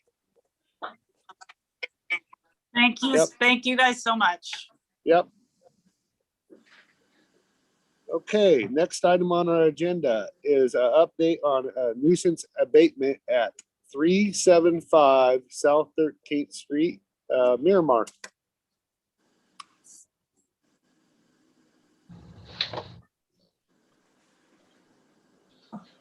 Hello. Hello. How's everyone? Good. So I was just I talked to Kathy about the nuisance property over at 375 South 13th Street. I know that Mark Comfort is working on cleaning up the property, but it's been over a year now and it still hasn't been abated. So I wanted to know what other options we had, if there was somebody else we could go with to have it cleaned up, or if there's a process that you guys do. And you know, I think we did have at one time we had another person too, and I think it was a landscaper. I'm trying to think of his name. They declined to do it anymore. Oh, they did? Yeah. I'm wondering, do we put it out for a proposal? I mean, this. Has John? anyone heard from Mark? What is Mark saying? last time I spoke to Mark, it was in January, and he said that Lake Solon was letting him clean the property, but he was letting him take his time. And I think that the neighbors are kind of fed up with having to wait for so long, since it's been an issue for like way before I even got here. And the first time I went out there was in January of 2019. So we've been trying to get it cleaned up for a while, and not much is being done. Yeah. I have a question. Is that the same owner from around 2006? If I mean back that far, it's always been an issue. Is it the same owner? Yes, it's the same owner. Right now? Yes. Yeah. And I've seen him around the community, and he mentioned that Comfort was helping him out. I seen him up getting some food, and I talked to him for a little while. And part of what you see there that's been added is pop cans, because they quit taking back pop cans. And he's got a small fortune. He was telling me how much money he's got sitting there at his house, and that's kind of like that it's frustrating because we know it's been an issue, but that is also a deposited can that's worth 10 cents in those bags. And it's been an ongoing struggle with Lasolin. I mean, not completely, because he has good, we were able to make some headway, and then it's not ever completed, it seems like. Yeah, and I was out there last week with one of the offices, and I took follow-up pictures, and I did see the pile of cans that he had, but his backyard is also still filled with like debris and just tools and machine in his front yard too. Mm-hmm. So I have a question. In my other job, I deal with a little bit of this every once in a while, and a lot of times community action team is really helpful in situations like this. Has community action team been involved with this citizen, to your knowledge? Not that I'm aware of, not since I've been here. I know that he gets aggressive, and he doesn't let just anybody go on his property. And I believe that's why Mark was out there, since he's kind of familiar with him. I'm not sure if there's a way that we can have him speed up and have his neighbors be able to live in a good neighborhood. Yeah, how about we try reaching out to Mark and seeing if he can. I'll personally make a phone call, or I see John's unmuting himself now, and call Mr. Comfort and see if he can get going back on that property, and because we're having complaints still, and Lasolin needs to know that's happening as well. You know, I think that's appropriate, because he is very personable and when you approach him, and he's very personable if he's approached with some conviction and with reason. And the deal is that I don't think he really understands how liable we are from his neighbors that are complaining to us, and we got our hands tied in a sense. So, we are liable. And we do need to get back to the people who are complaining and try to figure something out. He's got to understand that. And I don't know if he understands that totally or not, how liable we really are to our citizens who are filing complaints. I'll tell you what, Miramar, I will personally get a hold of Mark Comfort, and we'll go there together, me and him, because I understand that he can be confrontational. I've had my own little bit of confrontations with him, but I think I built a fairly decent relationship with him, and that doesn't mean that it's going to go all good. But I will definitely, I will go there personally with Mark Comfort. I want to get Mark to commit first, though, and go with Mark Comfort and talk to Mr. Lasolin about why we're there, and hey, we just got to get this done. Allow us to help you. It's affordable by standards. Okay, Mark's not out to gouge anybody. So yeah, okay. Okay. I'd be glad to join you, Mayor. Okay. Thank you. Yep. Thank you, Miramar. Yeah. Yep. Mayor. While we're on the topic of nuisance, I just wanted to bring to your attention that there's a resolution on the agenda tonight for a property off of North Vernonia Road, that we will be initiating the notice of abatement. Yeah. Okay. All right. So yeah, this is something that we deal with quite frequently. It comes up about 2 times a year where we have a few in a row that just seem to get addressed, and that's just the nature of keeping the city cleaned up. All right. Our next item on the agenda is discussion regarding utility building shutoffs and administrative rules. Matt. Thank you, Mayor. Before I get started, I just wanted to reiterate something that I said earlier today during the water discussion. I incorrectly stated about the water master plan. The master plan was actually done back in 2013. Sue Nelson informed me of that, as well as the RFPs for the sewer and storm plan were actually in process. And they were waiting for consultants to get back about 15 months ago, so before our new public works director again. So I think my comments earlier were not intentional to slam the previous any kind of interim director or Sue Nelson, but just wanted to apologize publicly to her for doing that. It was not my intention. So Sue, thank you for clarification. I wanted to clarify on the record that stuff was being done. So so moving forward, there are 2 specific topics that I wanted to bring up to the council for discussion. One of those is COVID related, and within my circle of finance directors of other cities, we've had ongoing discussions of when do we start doing shutoffs again. And so I did a survey of all of our comparable cities that we use. I found that Beaverton, Hillsborough, and Portland still have a moratorium on shutoffs and late fees. However, all of the other organizations, so Scappoose, Columbia City, Forest Grove, Vernonia, all of our other regional cities and neighbors, it's back to business as usual. And they have been that way for a little while. And so currently, as of today, we have about 185 accounts that are currently in shutoff status. So if we were to do shutoffs today, we'd be out turning water off for 185 customers. Of those 185, 56 of them are over 4 months past due. We have 17 accounts that are over $1,000. We have 6 accounts that are over $2,000. And this is directly related to the actions from City Council to not do shutoffs and late notices for a while, since we have been going through the COVID pandemic, and people have lost their jobs. There wasn't support in the very beginning for financial assistance and everything. Obviously, those times have changed a little bit.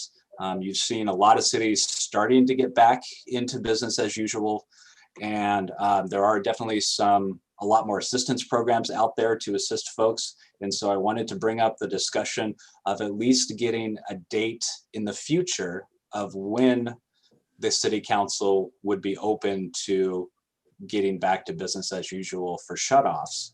And I'm not looking for a date next month or 2 months from now. Personally, what I was thinking was at least 6 months or more down the road. But if we could have a date of January 1st, 2022, that at least allows my staff to contact those customers and set up payment plans for them, so that they're able to make those payment arrangements in time so that they're not shut off. And the second side of the story is that in our administrative rules, we do not have any rules for payment plans. When we switched to a monthly billing process, we did shutoffs every other month or every month or so. And so people would never get that far behind to where they would need payment plan assistance. I'm sure one customer in particular has probably contacted you regarding an issue with their utility bill. And it was a process where they owe about $1,600 now from non-payment. And so myself or John are not able to administer any kind of payment plan because there's no authority to do so in our administrative rules. So that's also why I'm bringing the discussion here. It's kind of a separate discussion because I don't believe this is COVID related. However, so there's kind of 2 topics here that I wanted to bring up and kind of get your thoughts and opinions as a city council on how you would like us to move forward as staff. Well, one of the things that I find most disheartening is, and especially this happens in the private sector, and somewhat in the commercial sector, that when someone gets behind, the interest rates that are fixed to that account break the bank. I mean, and I hope, it's my hope that we don't have interest rates affixed to back bills at this time. No, we have, since you have declared a declaration of emergency, we have not charged any kind of late fees, and we have not done any kind of shutoffs. We have sent shutoff notices saying that somebody is in a shutoff status. So that is to warn them that if and when the city council decides, hey, you know what, tomorrow we're taking off the emergency declaration and it's business as usual, then whoever those people are, they would be at least notice that their water could be shut off at any time. And again, individuals can apply for those reliefs that they're entitled to. And so that knowing that is not only comforting to them, but somewhat assuring to us that it shouldn't be too, hopefully that their hardship has some relief. There definitely are a number of programs out there now, in addition to what we already tell people with Community Action Team and a number of other programs that were already started before the pandemic happened. Matt, do you have that list that you could give them where they could get relief?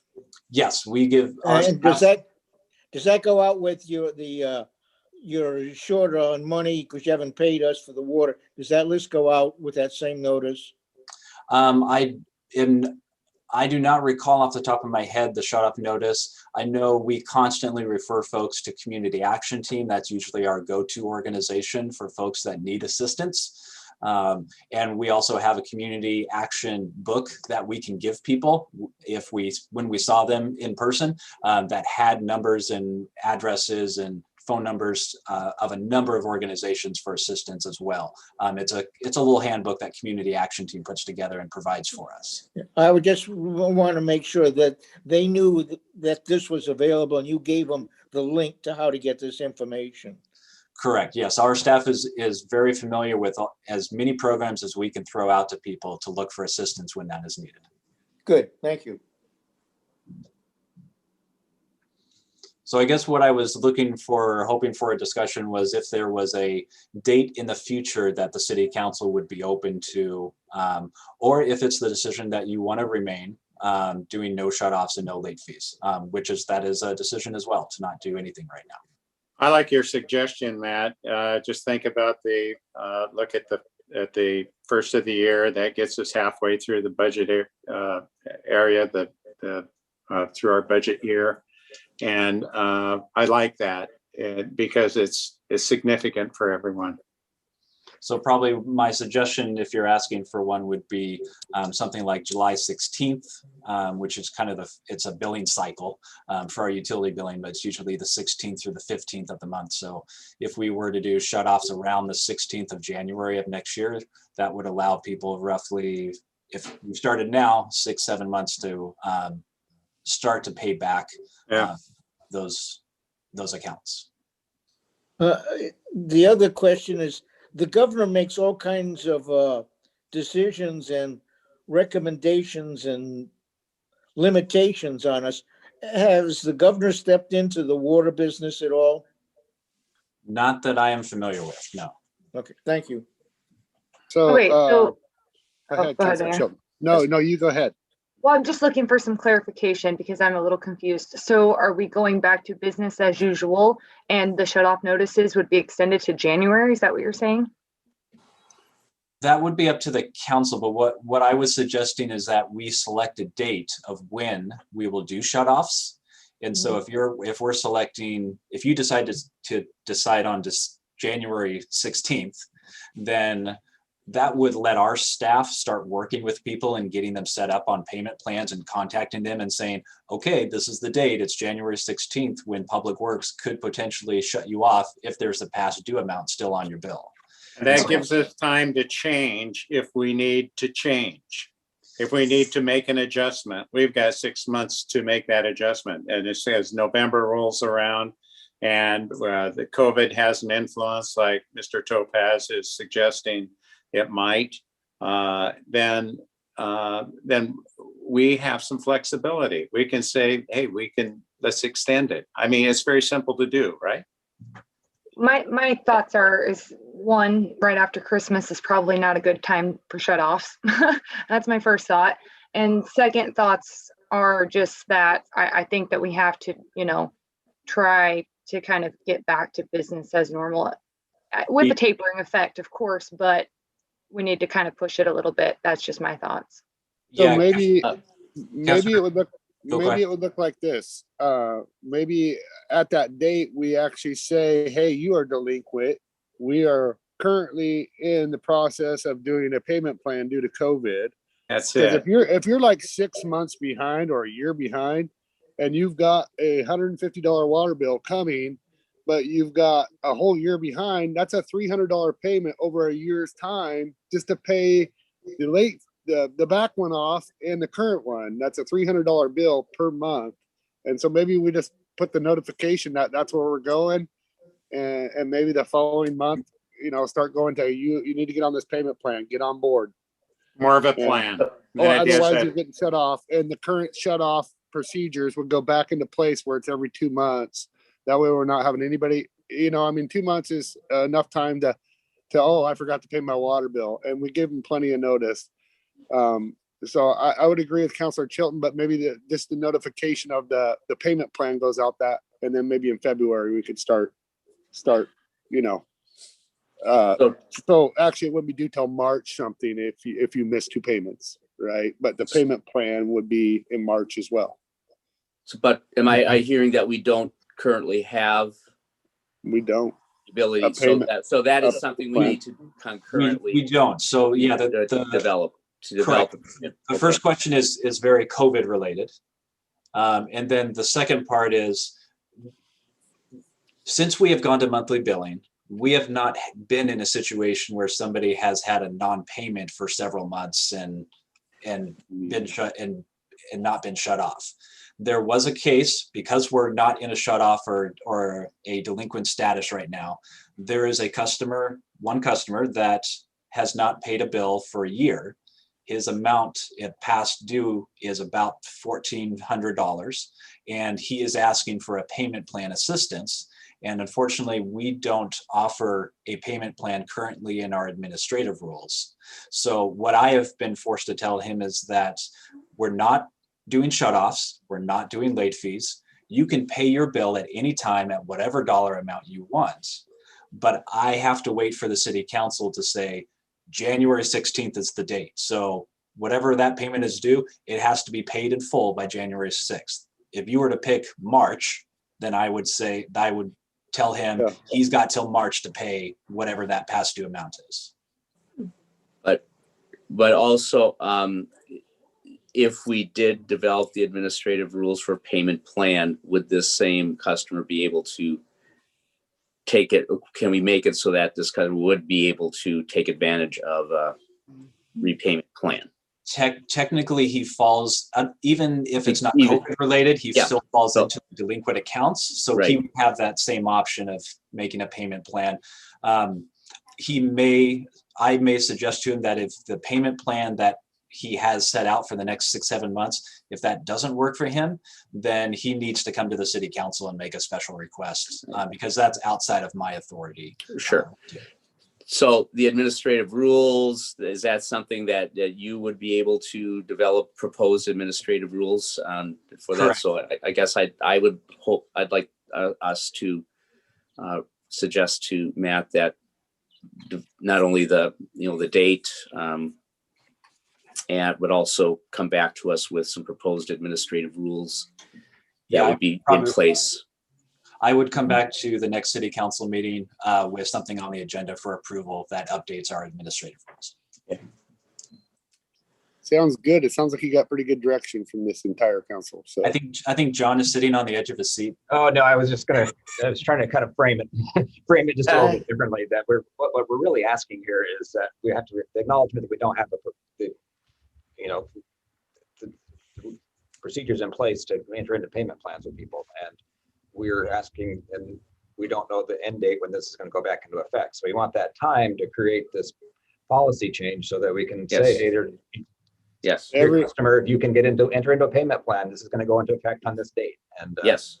and then we'll be on a good path. So we don't want to do that. You- before then, so. You have direction now. Okay. Yes. And the other reality is that some people will not address their bill until you turn the water off. Or Yeah.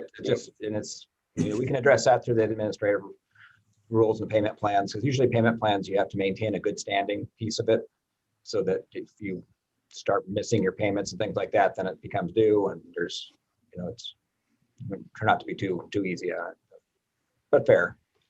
So you can build in some flexibility to that. Okay. All right. So, hey, do we want to go ahead and the RFQ? Do you guys think it's going to be a very long discussion? I don't think so. Okay. And then we'll take our break after that. So let's see how this goes. Okay. Our next item on the agenda is review for RFQ for St. Helens Industrial Park. John, Matt, and Mohammed. And I wouldn't mind kicking this off. I know Matt, Yep. Mohammed and I haven't really talked. We've choreographed this very well, but in your packet is a request for qualifications to get a consultant on board to do the industrial business park phase 1 planning and engineering, design, and construction for the utilities. And the why here is because there's a lot of revenue opportunities out here coming from various sources, state, federal, that want to see shovel-ready projects. And phase 1 is actually a fairly shovel-ready project. And we could, with some quick movements here, we can posture ourselves to be able to get some funding for this project. And having recently come off the First Street project, we had a really good framework for just plugging in a road extension infrastructure design project and using that template. It should look very familiar to the First Street project as a model for this effort here. So we're fast tracking. It's already out, available. We're asking for your concurrence and basically consent here with this, and we'll figure out the process as we go here, just given the time sensitivity and the urgency.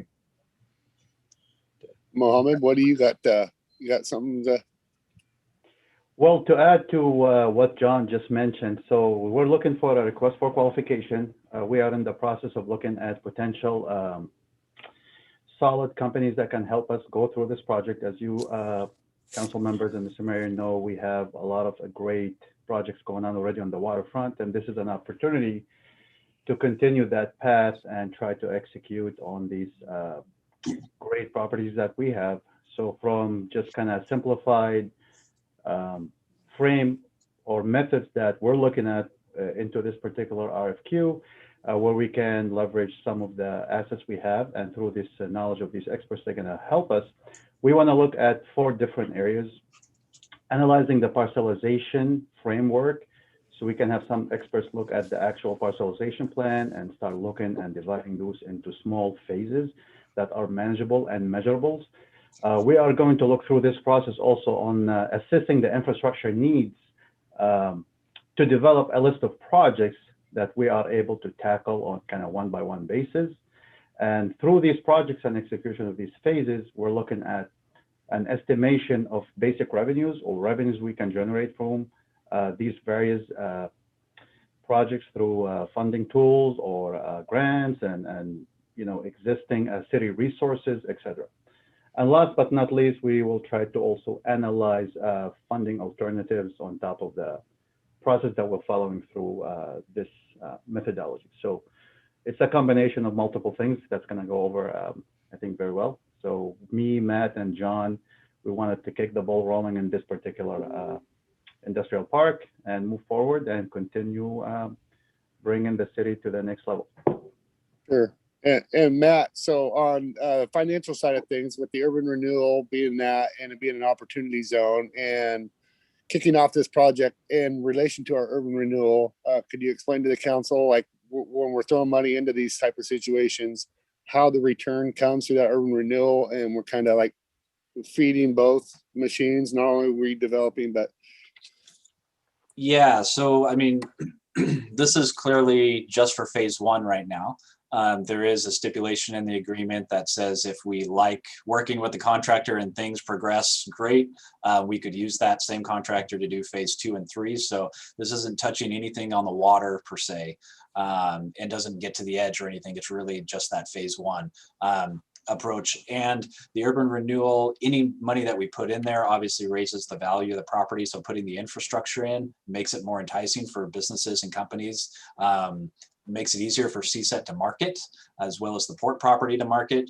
They've been great to work with in the past, and they want to see more people here, whether it's on their property or in St. Helens. They just want more people, more businesses, and everything just like we do. So once we get that infrastructure in there, that's really a green light for developers to come in and say, okay, I'm going to move my business here. I just heard Intel is looking for more places to build chips in Oregon. St. Helens could be that possibility with the size of property that's out there. So there's a lot of possibilities, and whatever money we put in, we will definitely get on the back end of the Urban Renewal Agency. Yes. In perpetuity. Mm-hmm. Can I make a couple of comments? I looked at the partialization and realized it's a fairy tale. I sent 3 pictures out to everybody. Hopefully you've looked at them, that show some of that stuff is impossible. And the fact that we're not bringing this out on the RFP to whoever's looking at is going to put us in a very bad spot.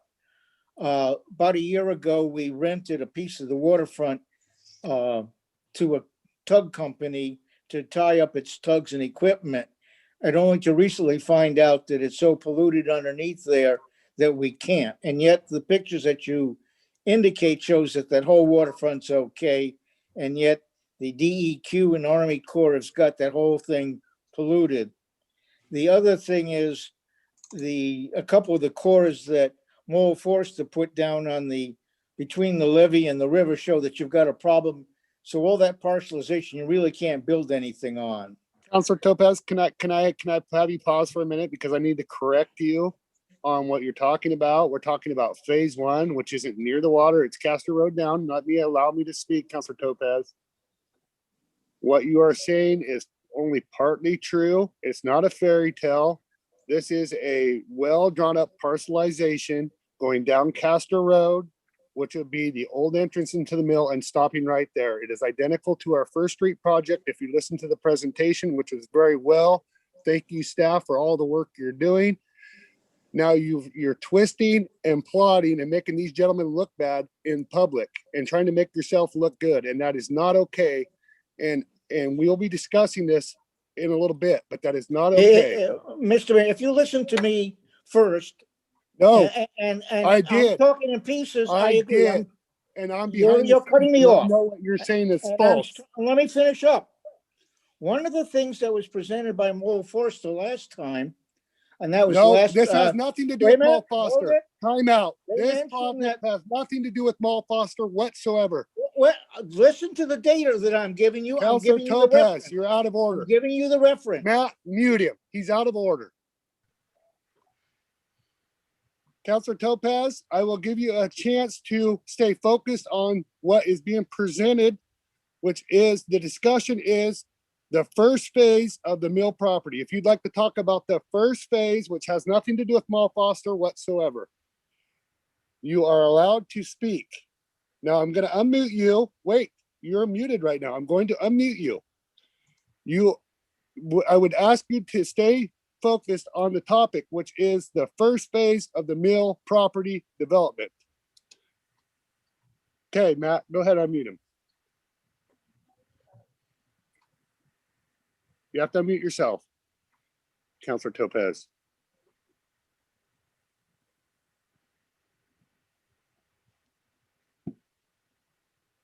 You can unmute yourself, and we will wait. Councilor Topaz, you have to unmute yourself. It's in the upper corner where it's always been.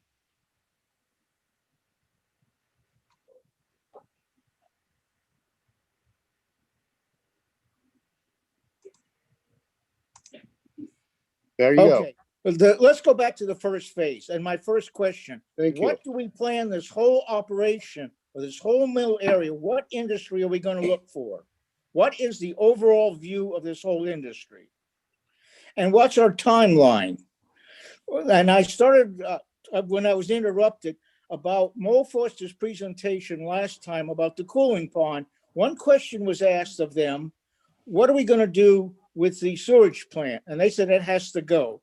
Well, that's a $70 million. This has nothing to do with the Mo Foster project and the sewer plant. This has to do with Castor Road, Councilor Topaz, the first phase. And we don't know where we have an RF, we have a IGA with the port to help us market the property, but we have to get it ready. You know that. You've been through meetings. You know these staff members have been working on it, and you're cutting them down right now. Personally, I do not agree with it, and I'm not going to sit back and be quiet anymore. Well, it's my turn, Mayor. If we've got to move that sewer plant, we're going to have to rig some big ditches right Nothing through to do the with this. first area. And so the Nothing to effect do of with this. moving that sewer plant is going to affect. If you want to sit there and look bad, this has nothing to do with that sewer plant. It is if we have to move that Not sewer the first plant in the next phase. 5 It's on, years. it's on our city website. Anybody who would like to know what we're talking about can go to our city website and look at the first phase of the industrial property, which is not even close to the sewer plant. But Councilor Topaz likes to align it with that because he wants to make sure the city is not going to move forward, and he wants these three gentlemen to look bad, and it's not okay.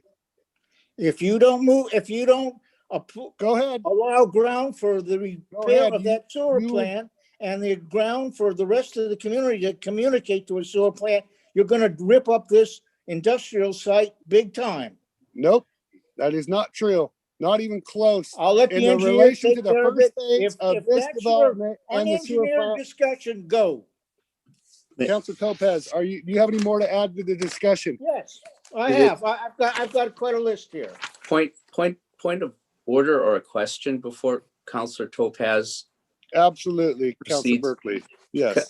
Councilor Topaz, and I don't know if Kathy's able to pull this up.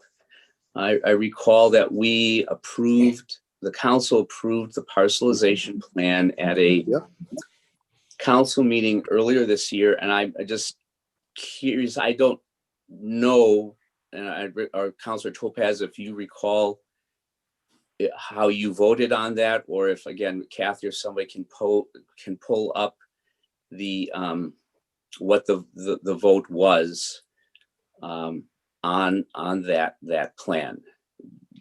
The plan is dead. If you want to build a real industrial plant, how many of you people have been involved in industrial facilities? Raise your hand. Any place in the country. You included. You included. Oh, yes, I am. Yes. Is your hand raised? I see two. I see two. I see three. I see staff that's done it too. Yeah. And we have also an IGA with the port. I'll let you go and think about putting footers down in that whole area. You do realize we're talking about parcelization 1. I know, but the first phase. The first phase. The first phase. I mean.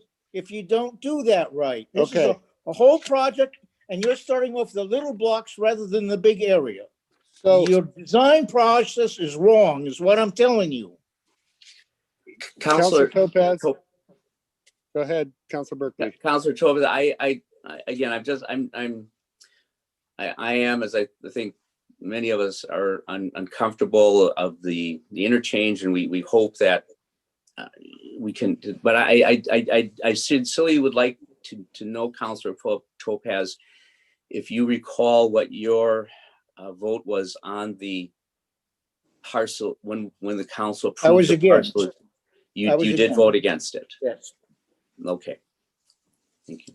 And I do have one concern. I'd like to get back to the topic at hand, which is the first parcel or the phase 1. So I am, of course, probably sound like broken record, but I just have to bring it up again. I'm concerned about the softball fields and making sure that we replace them somewhere else in the community so that there's not a gap in the use of the fields, which are used every summer. So I know that we do have plans, but for phase 1, we're looking at breaking ground in phase 1, hopefully in this winter. Is that correct? It's a very soft timeline. I will say Okay. it's gonna really depend on who we get in as a contractor, who responds to the RFQ. And then there's the planning process and then the construction bid process. It's a very soft timeline and very cushy. Once we get the contractor for the RFQ on board, once they dive in and actually see what the plan is and what they need to do, they will have a better idea of when construction might be able to happen. So there is definitely some cushion in those timelines. Okay. I just want to note my concern for that, and that's all as it With pertains to the first phase. With the ways government moves, you have at least a year and a half, is what I'm getting. I was literally going to say the same thing. I would follow up on Councillor Chilton's concerns and be a strong advocate for looking for properties to develop into new ball fields if those are taken away, and an active pursuant in doing that. So I just want to go on record of saying that and make certain that the staff starts looking forward to doing that if they already have not begun the process, in which I hope they have. They have been a little bit, I guarantee you that. So I hear the three gentlemen giving their proposal saying they have already kind of a fast track model from First Street and are asking for us to allow them to move forward. I'm totally okay with that. And again, the sense of urgency here is really about leveraging and an opportunity to take some of our local resources and leverage them against state and federal resources and get a bigger bang for our local dollars here to advance the work that needs to be done down there. So. And the RFQ is on the agenda tonight for approval. Okay. I just wanted, can I also make a point of clarification? Yeah. Lisa was able to find the minutes from the meeting when we adopted that resolution, number 19, I believe it was 1910. And Counselor, it looks like everybody was in favor. Okay. Yep. And I know that to be true because I started roll calling everybody. I voiced my opinion then. So still are. But you did not vote no. I didn't vote. So- I agree. so, I made a hey, mistake on that. here's Doug, one but I thing- did voice my opinion about not thinking it was a good plan. And that time was mainly because of railroad access for the heavy area. Here's what we're going to do. We're going to take a 10-minute break. It is 3:11. We're going to come back at 3:21. We got a 10-minute break and then we'll go back onto our agenda.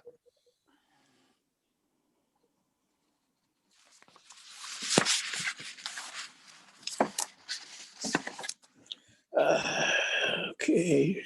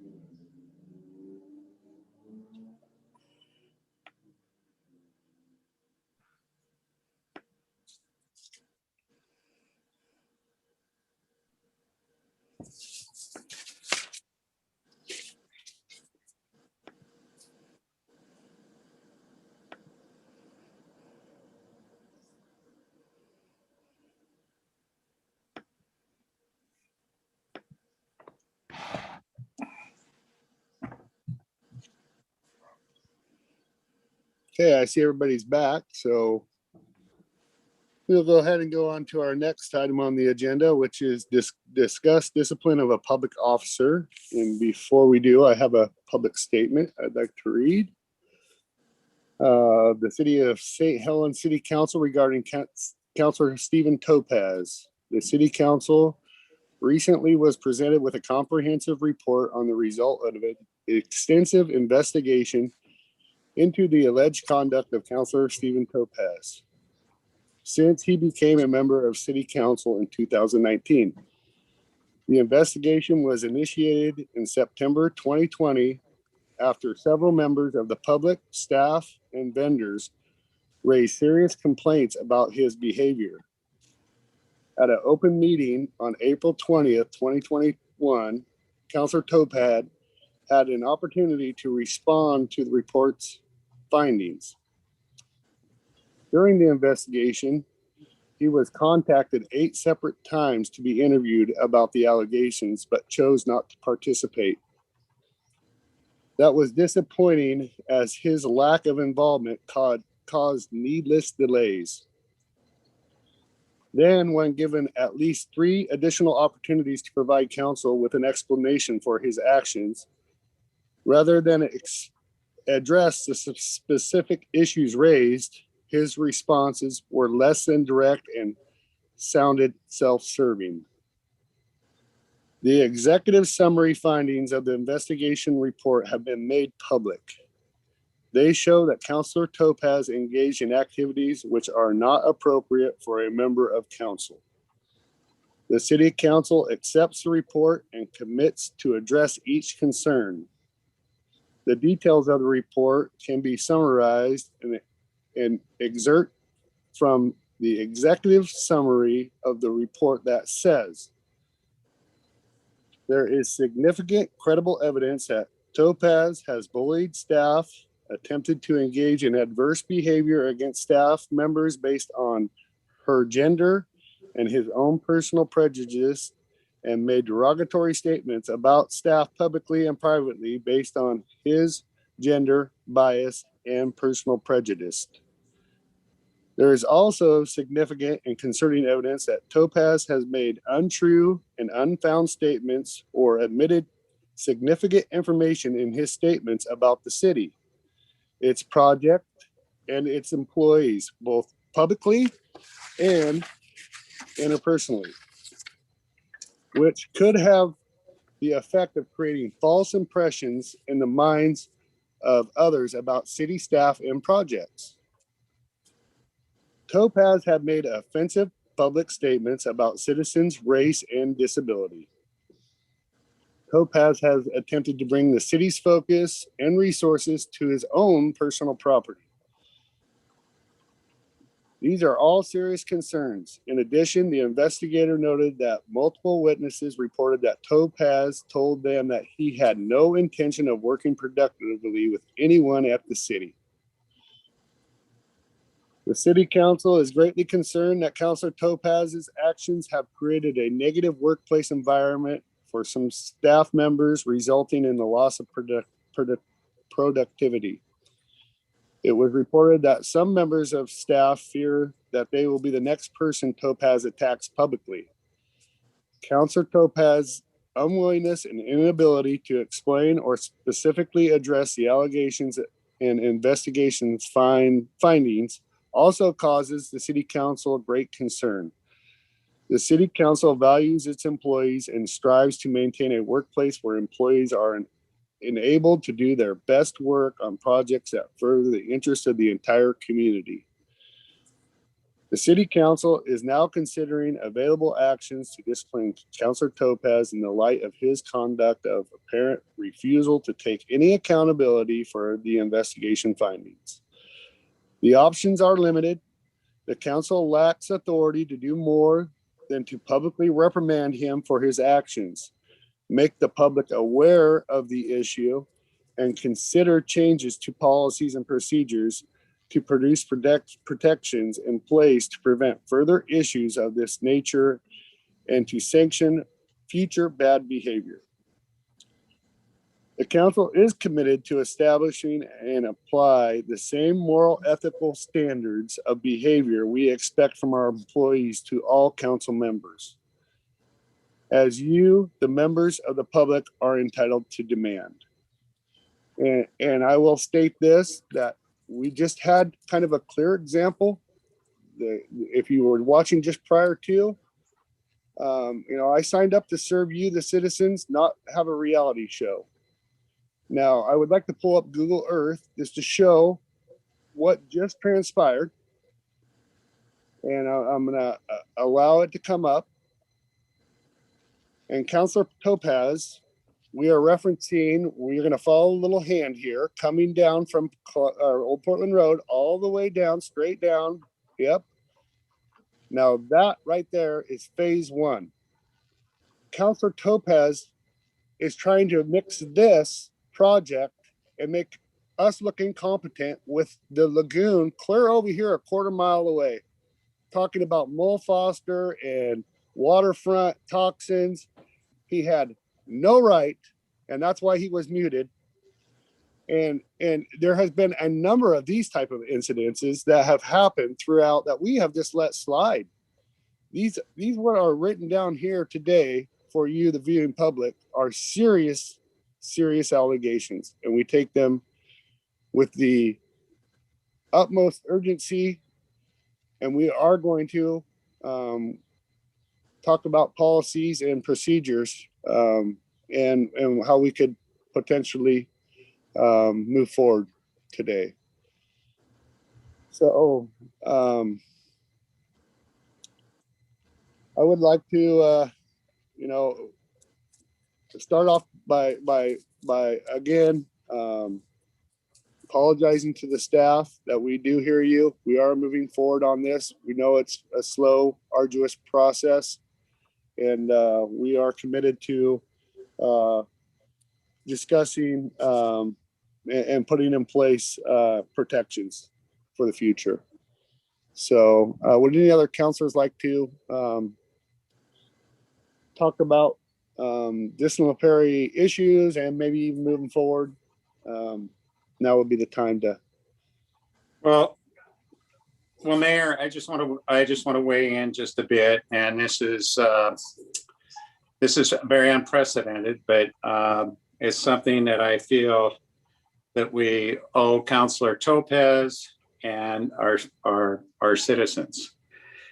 As you read through that, there are very serious concerns of what Councilor Topaz has been found actually incident after incident after incident with many of our staff and our individuals.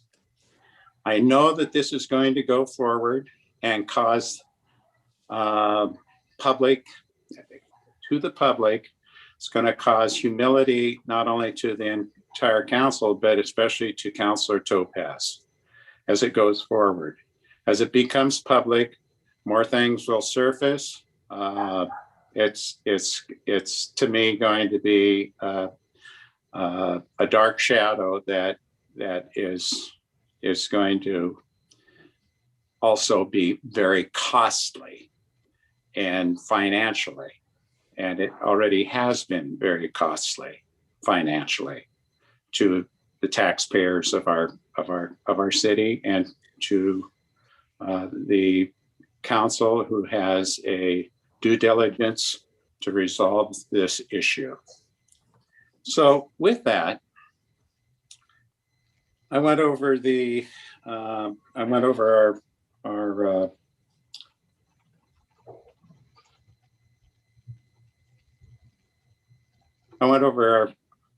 our charter, and I looked at the charter very carefully.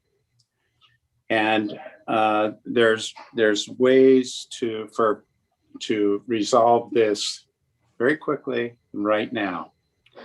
And I would suggest, from my personal point of view, to ask Councilor Topaz to resign.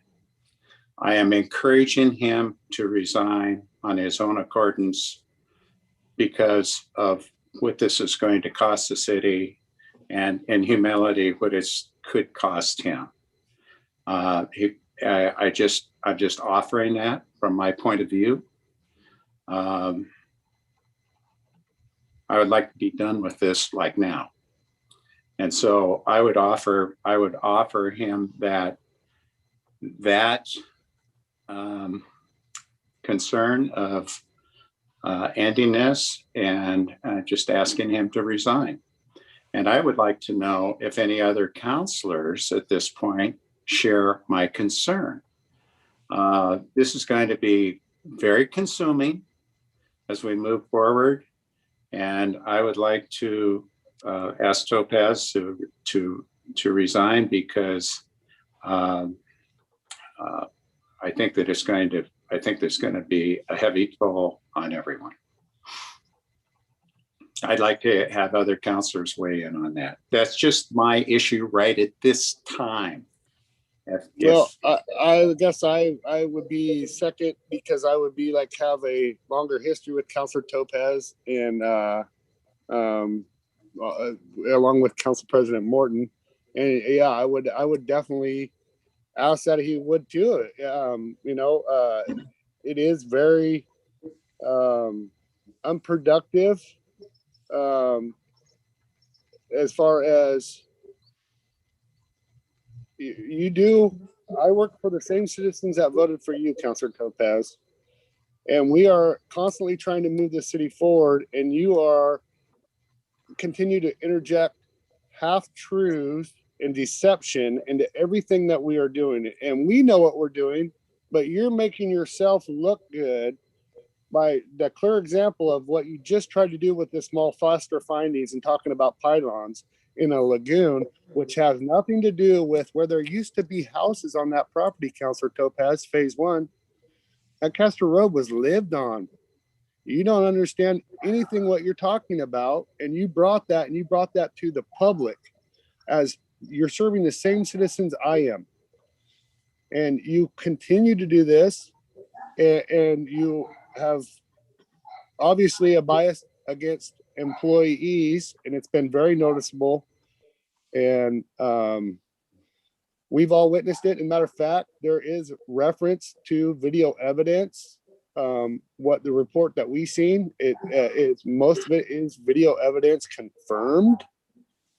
So for you to deny this publicly in the Spotlight newspaper and to say that because you're a whistleblower of what? The lagoon? That's a long project. That's something that we'll discover down the road together with the citizens. But you have fought everything the city's done, but you're using that lagoon as your main focal point. And you even try mixing it into the mill property, the veneer property, and to the mill property. And it's the central waterfront. And I am very frustrated. It's been very frustrating to try to get anything done with you. And we have let a lot of those little things slide, but we are realizing how deeply it has affected our staff that is currently working here. You don't understand maybe what your actions just did to people who weren't watching. They think that you're very wise and you're calling us out and you are doing all this, which was totally untrue statements. What you just said in this prior segment in the RFQ St. Helens Industrial Park, if you want to go back and look at Councilor Topaz's and why he got muted, was totally unfounded and untrue. And he was trying to make 3 staff members and the city council look very bad for allowing this to be put on the agenda, including myself. And I'm not going to stand for it anymore, Councilor Topaz. I'm just not. So you need to understand that as well in moving forward. But I would have to agree with Council President Morton. I will ask you to resign as well.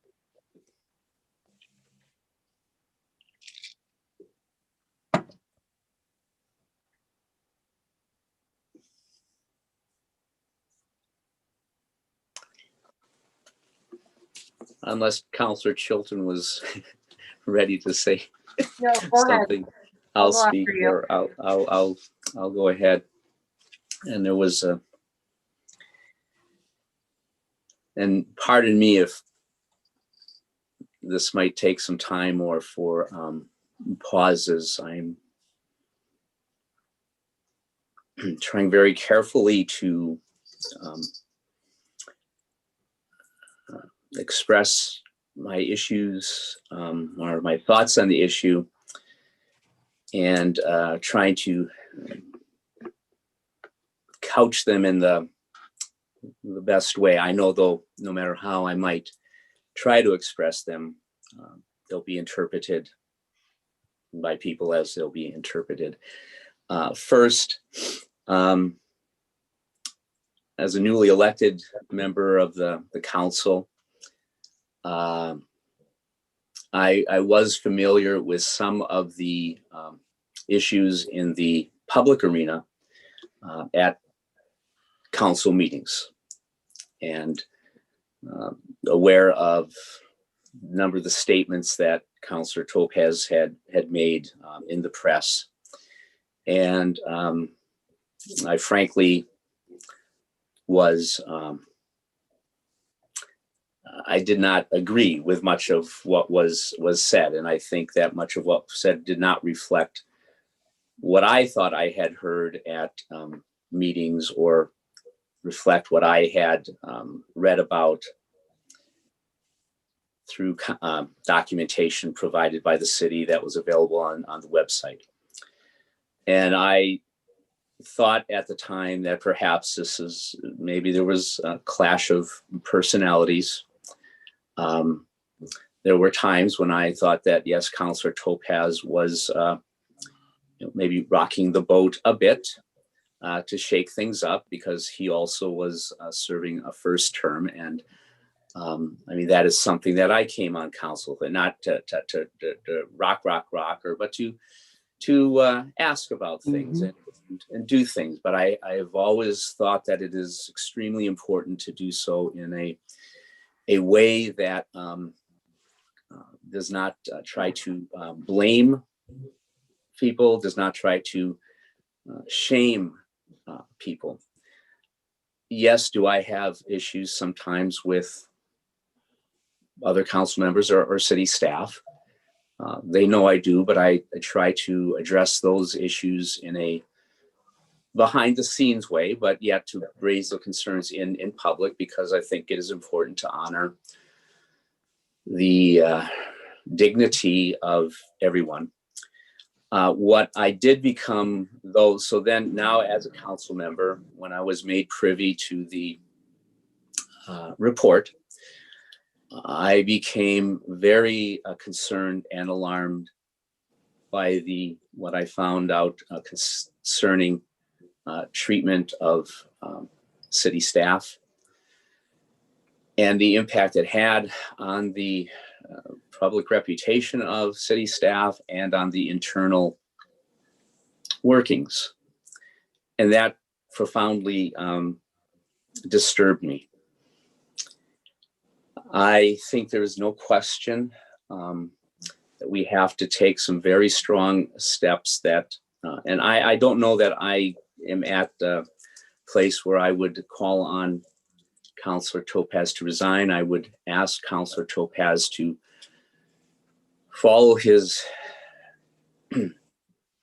conscience and his heart, to think about whether or not its actions serve the city and its residents, and to do the right thing. I also think, though, I'm reluctant to call on for resignation, because as Mayor Scholl said, we work for the same people, and he was voted in by our residents. That the resignation, frankly, may not be the simple solution we think in terms of then finding a replacement and going through that process. But I would ask Councillor Topaz to give it serious thought. I do think that, again, there is no question, though, that we must, even before we make a statement of some statement of censure, which I would do, that we have to absolutely assure our employees that we are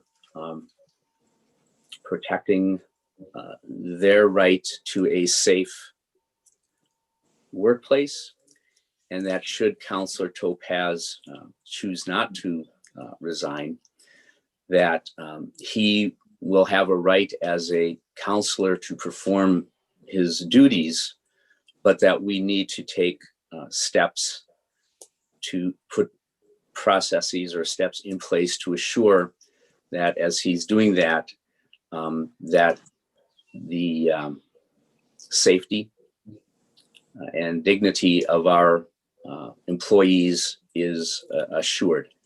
And whether that means, I'm not sure exactly what that would mean. I know we've been provided with some options, but I want our employees. So I frankly was concerned that, as Mr. Brown shared at the public hearing, that these are issues that go back, going on a couple of years, and needs to be addressed now. So yes, we need to put those in place should Counselor Topaz remain on the council. We need to, and we do need to make a statement of, I believe, of censure. And I'm just completely distasteful to me, but something I believe we do need to do. So. All right, thank you, Councilor Berkeley. Okay, so my thoughts are that, first of all, I'm going to echo a few things that Councilor Berkeley mentioned, which is that I'm, of course, new to the council. So I haven't had the opportunity to work with Councilor Topaz for a long period of time.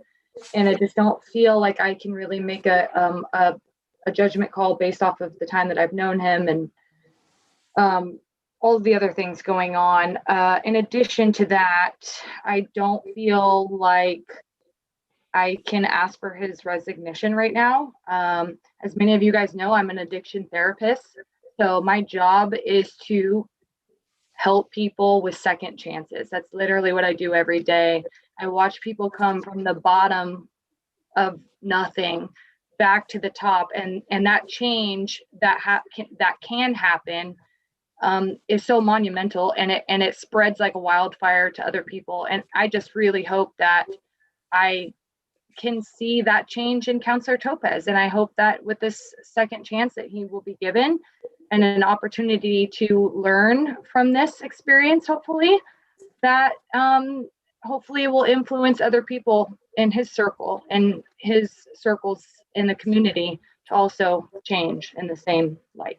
So those are my thoughts. Again, I'm on board with corrective behavior measures, and I support our city staff, and I do not agree with a lot of the things that have happened, and I support that we need to do something. So that's where I'm at. Okay. So I want to kind of go in a different direction with Bill. I mean, what would a resolution, and I feel as though we may need to do a workshop around this in order to, public workshop around just how do we go about with current and future and moving forward, because there's a lot to talk about here, Bill. Well, Mayor, certainly if the council wants to consider a resolution, you could express some thoughts that you might want to have included in a resolution that staff and our office could assist you by bringing back a format for you to review. Yes, you definitely have to take action to adopt a resolution at a future meeting. At either this meeting or another meeting, you could talk about other potential steps that you might want to take. The memo that we're prepared for you that outlines the various mechanisms that are in place today, as well as mechanisms that may not actually provide you with much potential action, but could be, shall we say, enhanced or modified. based on council's direction, those could be talked about at another meeting. So yes, you could certainly create a special meeting, a workshop session to go through those options. And if council so chose, council could throw out ideas for language that could be in either a resolution or language that could be in some modified council policy or procedure. There's the best way to do that, I think, is a group activity, as you've suggested.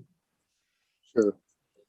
So, I just want to again state that this, this is a unaffiliated position. Now, I am an unaffiliated. I do not vote red or blue.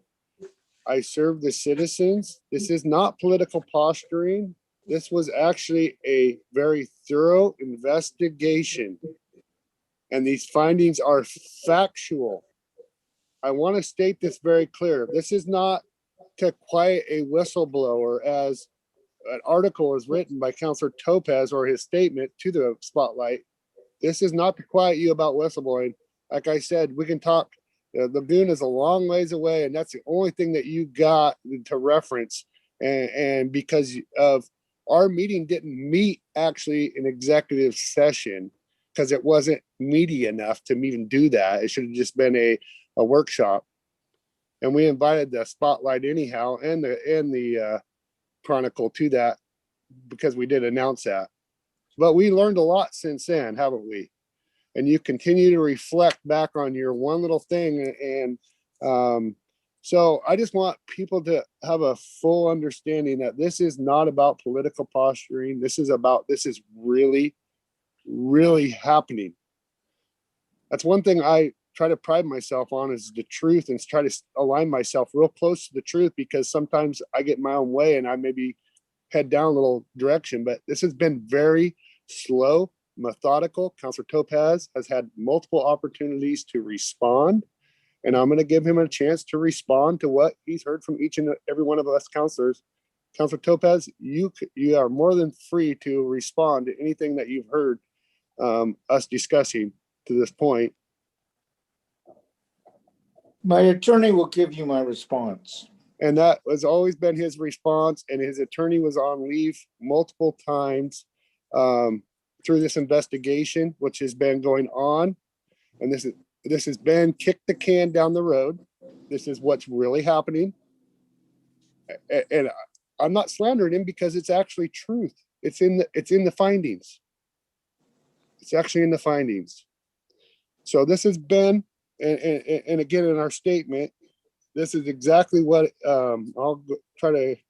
his inability and unwillingness to explain specifically or address any allegations, and then to the investigation finding, also causes the city council great concern. That really concerns me.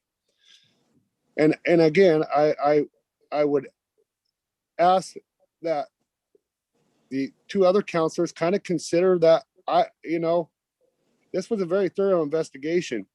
And I know that we all work for the same citizens, but these are serious. This isn't that little what just happened, transpired in our meeting today.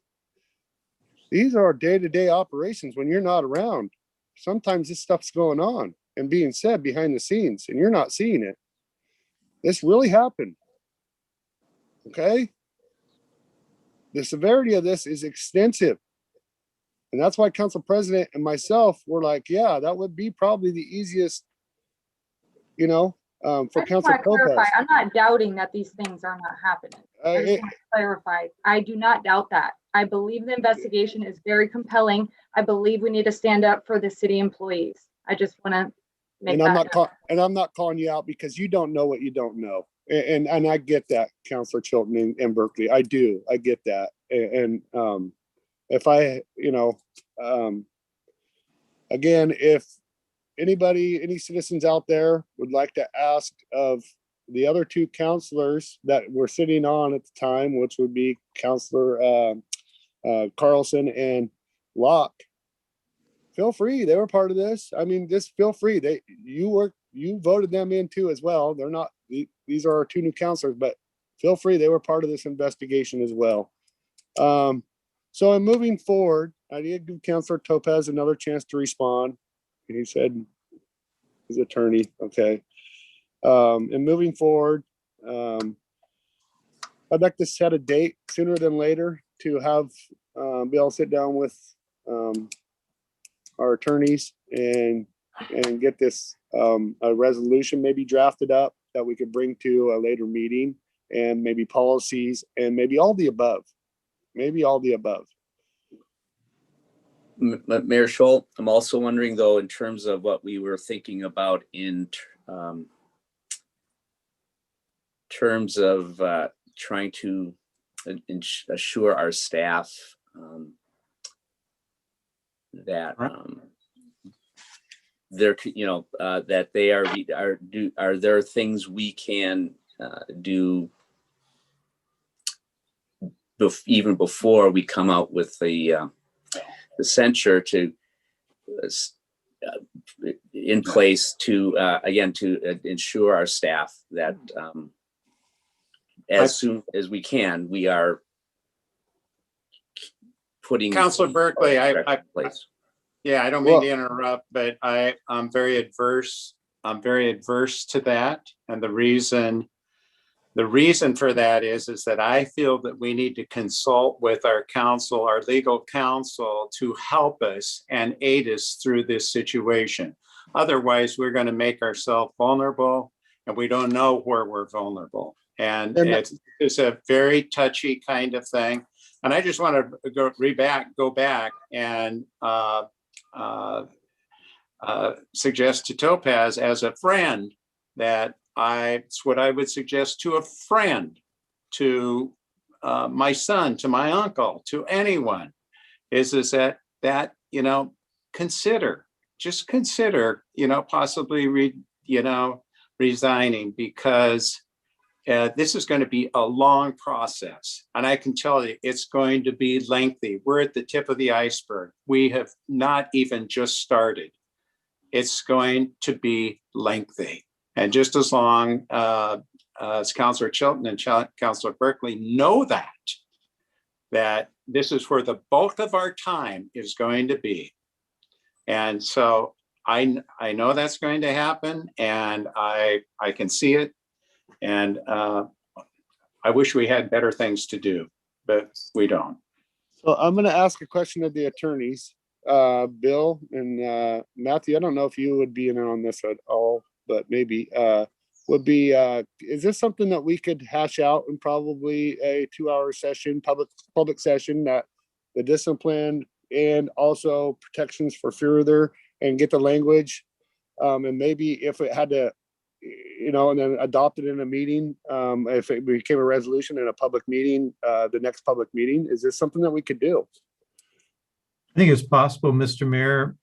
We're presented you with a memorandum that lists what we believe are some options.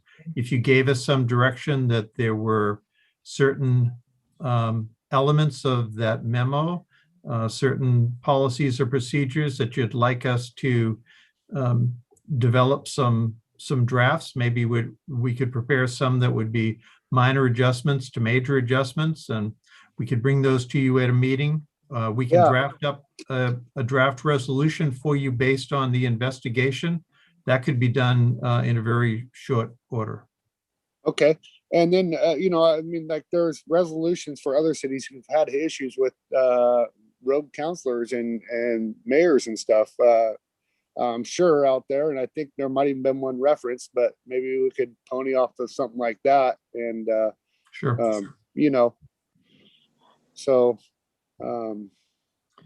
But in answer to your question, a couple-hour meeting, yes, we probably could work with you in one meeting to refine something that you then could consider for action at another meeting.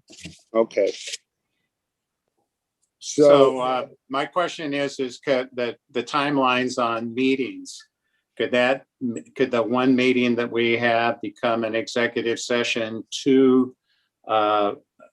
within a week or so that we can look at next week as looking at that resolution? Well, can I reiterate what direction we're given before about discussions of the opportunity to use an executive session. There is no opportunity to use an executive session unless Councilor Topaz would be in agreement that the discussion take place there. So I think anything has to be done in an open meeting unless he gives us different direction. Yep. Can we call an emergency meeting, Mayor? Yeah, we could just do an open session. Yes, we can set a date next week sometime. I just want to give you guys a heads up. I will be in South Carolina next week on vacation, so I will not be able to attend. Okay, do you feel comfortable that we will, with our attorneys, be able to draw up some language, and you'll see the resolution at our 19th meeting if we, you know, or policy? Yes, and I did do some research myself, so I'm kind of familiar. I looked over what Bill sent us, so I have an idea of what's out there. So. Okay. Will you be, Jessica, will you be able to do a virtual meeting by chance? It'd be hard not to because I really need some. Yeah, no. So, okay, I didn't understand why you were going. Don't do it. Don't do it. Yes. I honestly, I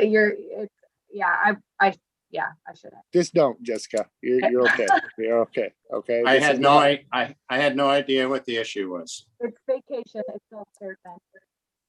Okay, so is it everybody okay with like a Tuesday at 5? Or I can go earlier. Council Berkeley, you work, or you work till how late? 4, and then 4? Till 4, and then I'm, an hour home. Okay, so 5 would work for you. I can leave a little bit. I can leave a bit before, probably at 3:30, to make sure that I'm here at 5. Okay. And just sit down, and I think the best way to do this is sit down. We could do a Zoom meeting, couldn't we? But I think it would be better to sit down and just hash it out. The planning commission meets that night in the council chambers, just so you know. Well, we have the rec center available, right? Will we have enough? Will we have enough mics, portable mics? No. Recording? No. Okay. Oh, well, if they're using council, they don't need them, right? We can use those. If what? I'm sorry. The microphones. The microphones will not tie in to the Zoom or anything electronically at the rec center. Okay. And the planning commission uses a couple of people that do come in and get on a laptop in the council chambers during their planning commission meeting. How about Thursday the 13th? Does that work for you guys? Looking.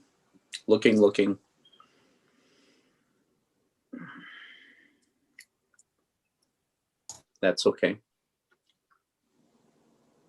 Because we'll have to have it'd be hard pressed because we'll have to have it ready for the agenda for Friday to approve, to put it in our minutes to approve on the 19th.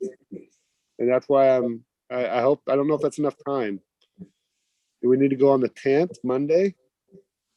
This Monday? I can. That would give the attorneys, allow the attorneys time to get it drawn up and make sure that, and have it ready for our agenda that gets presented on Friday. So let's do that. Let's go with the 10th. Council President Morton, you okay with that? Midday, I have a 10 o'clock meeting. Okay, but at 5 o'clock?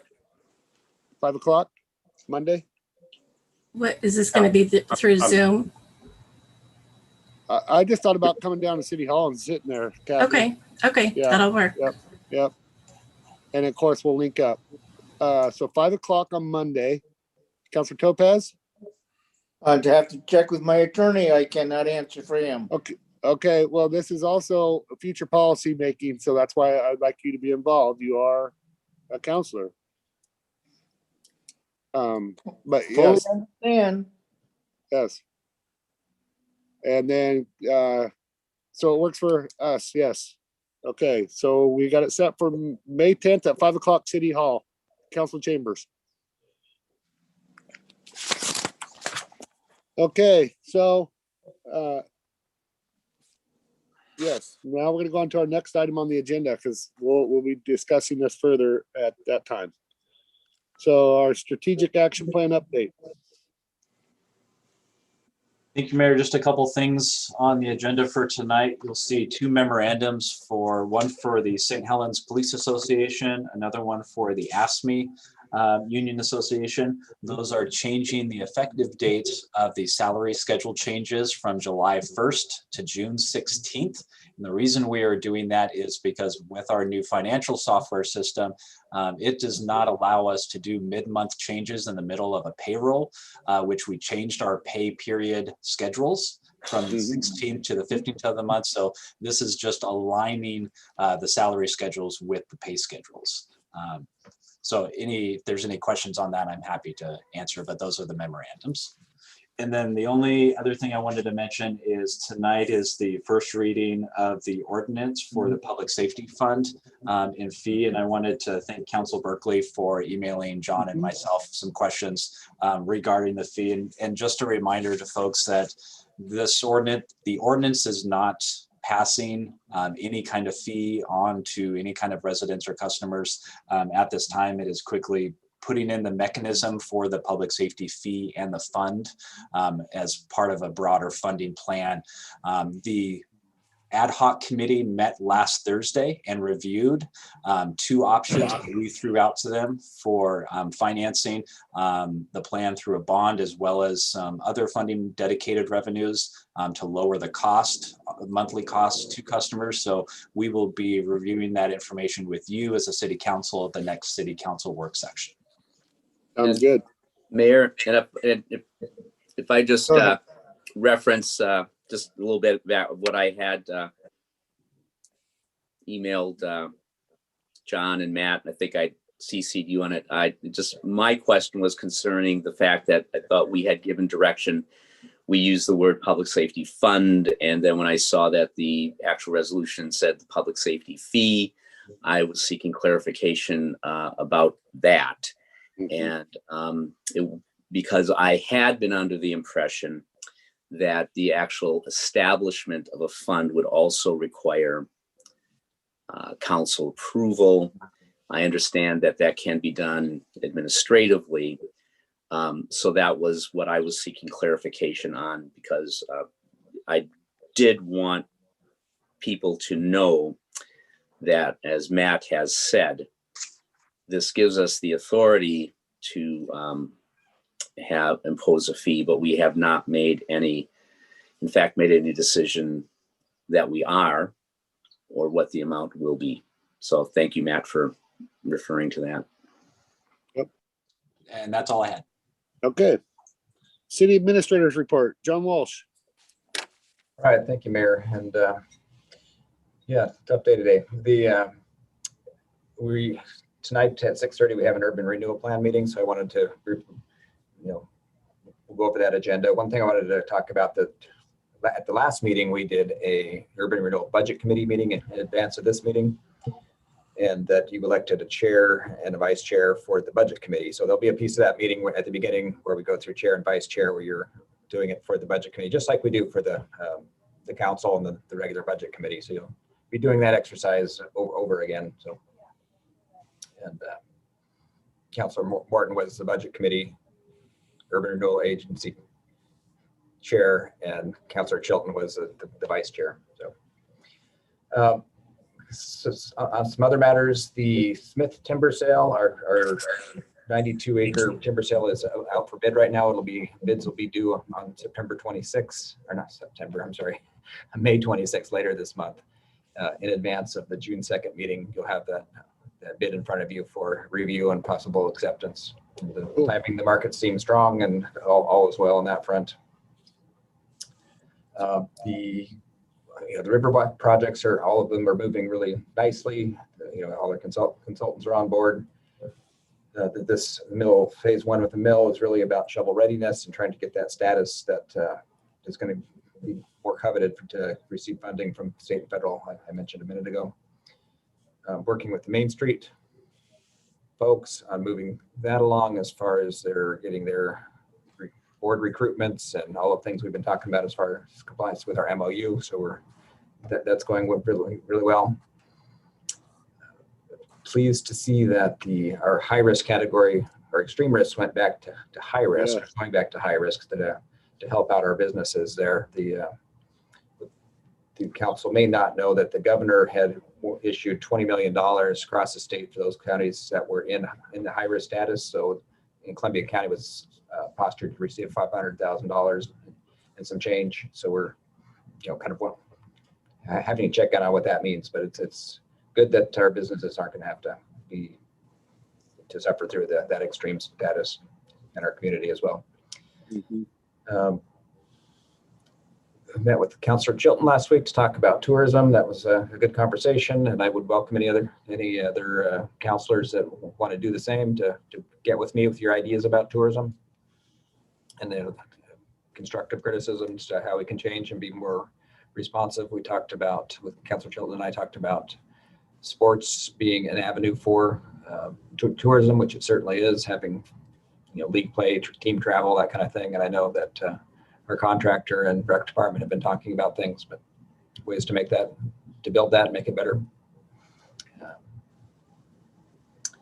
And I think that's it. All right. Okay, so we have a 5 or 6:30 again, our urban renewal. So with do we have stuff for executive session, John? We do. Okay. It shouldn't be.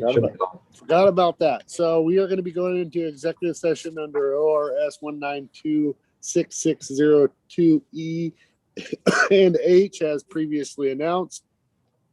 So we'll adjourn and go into that. Give me just a minute. I need to get a drink of water.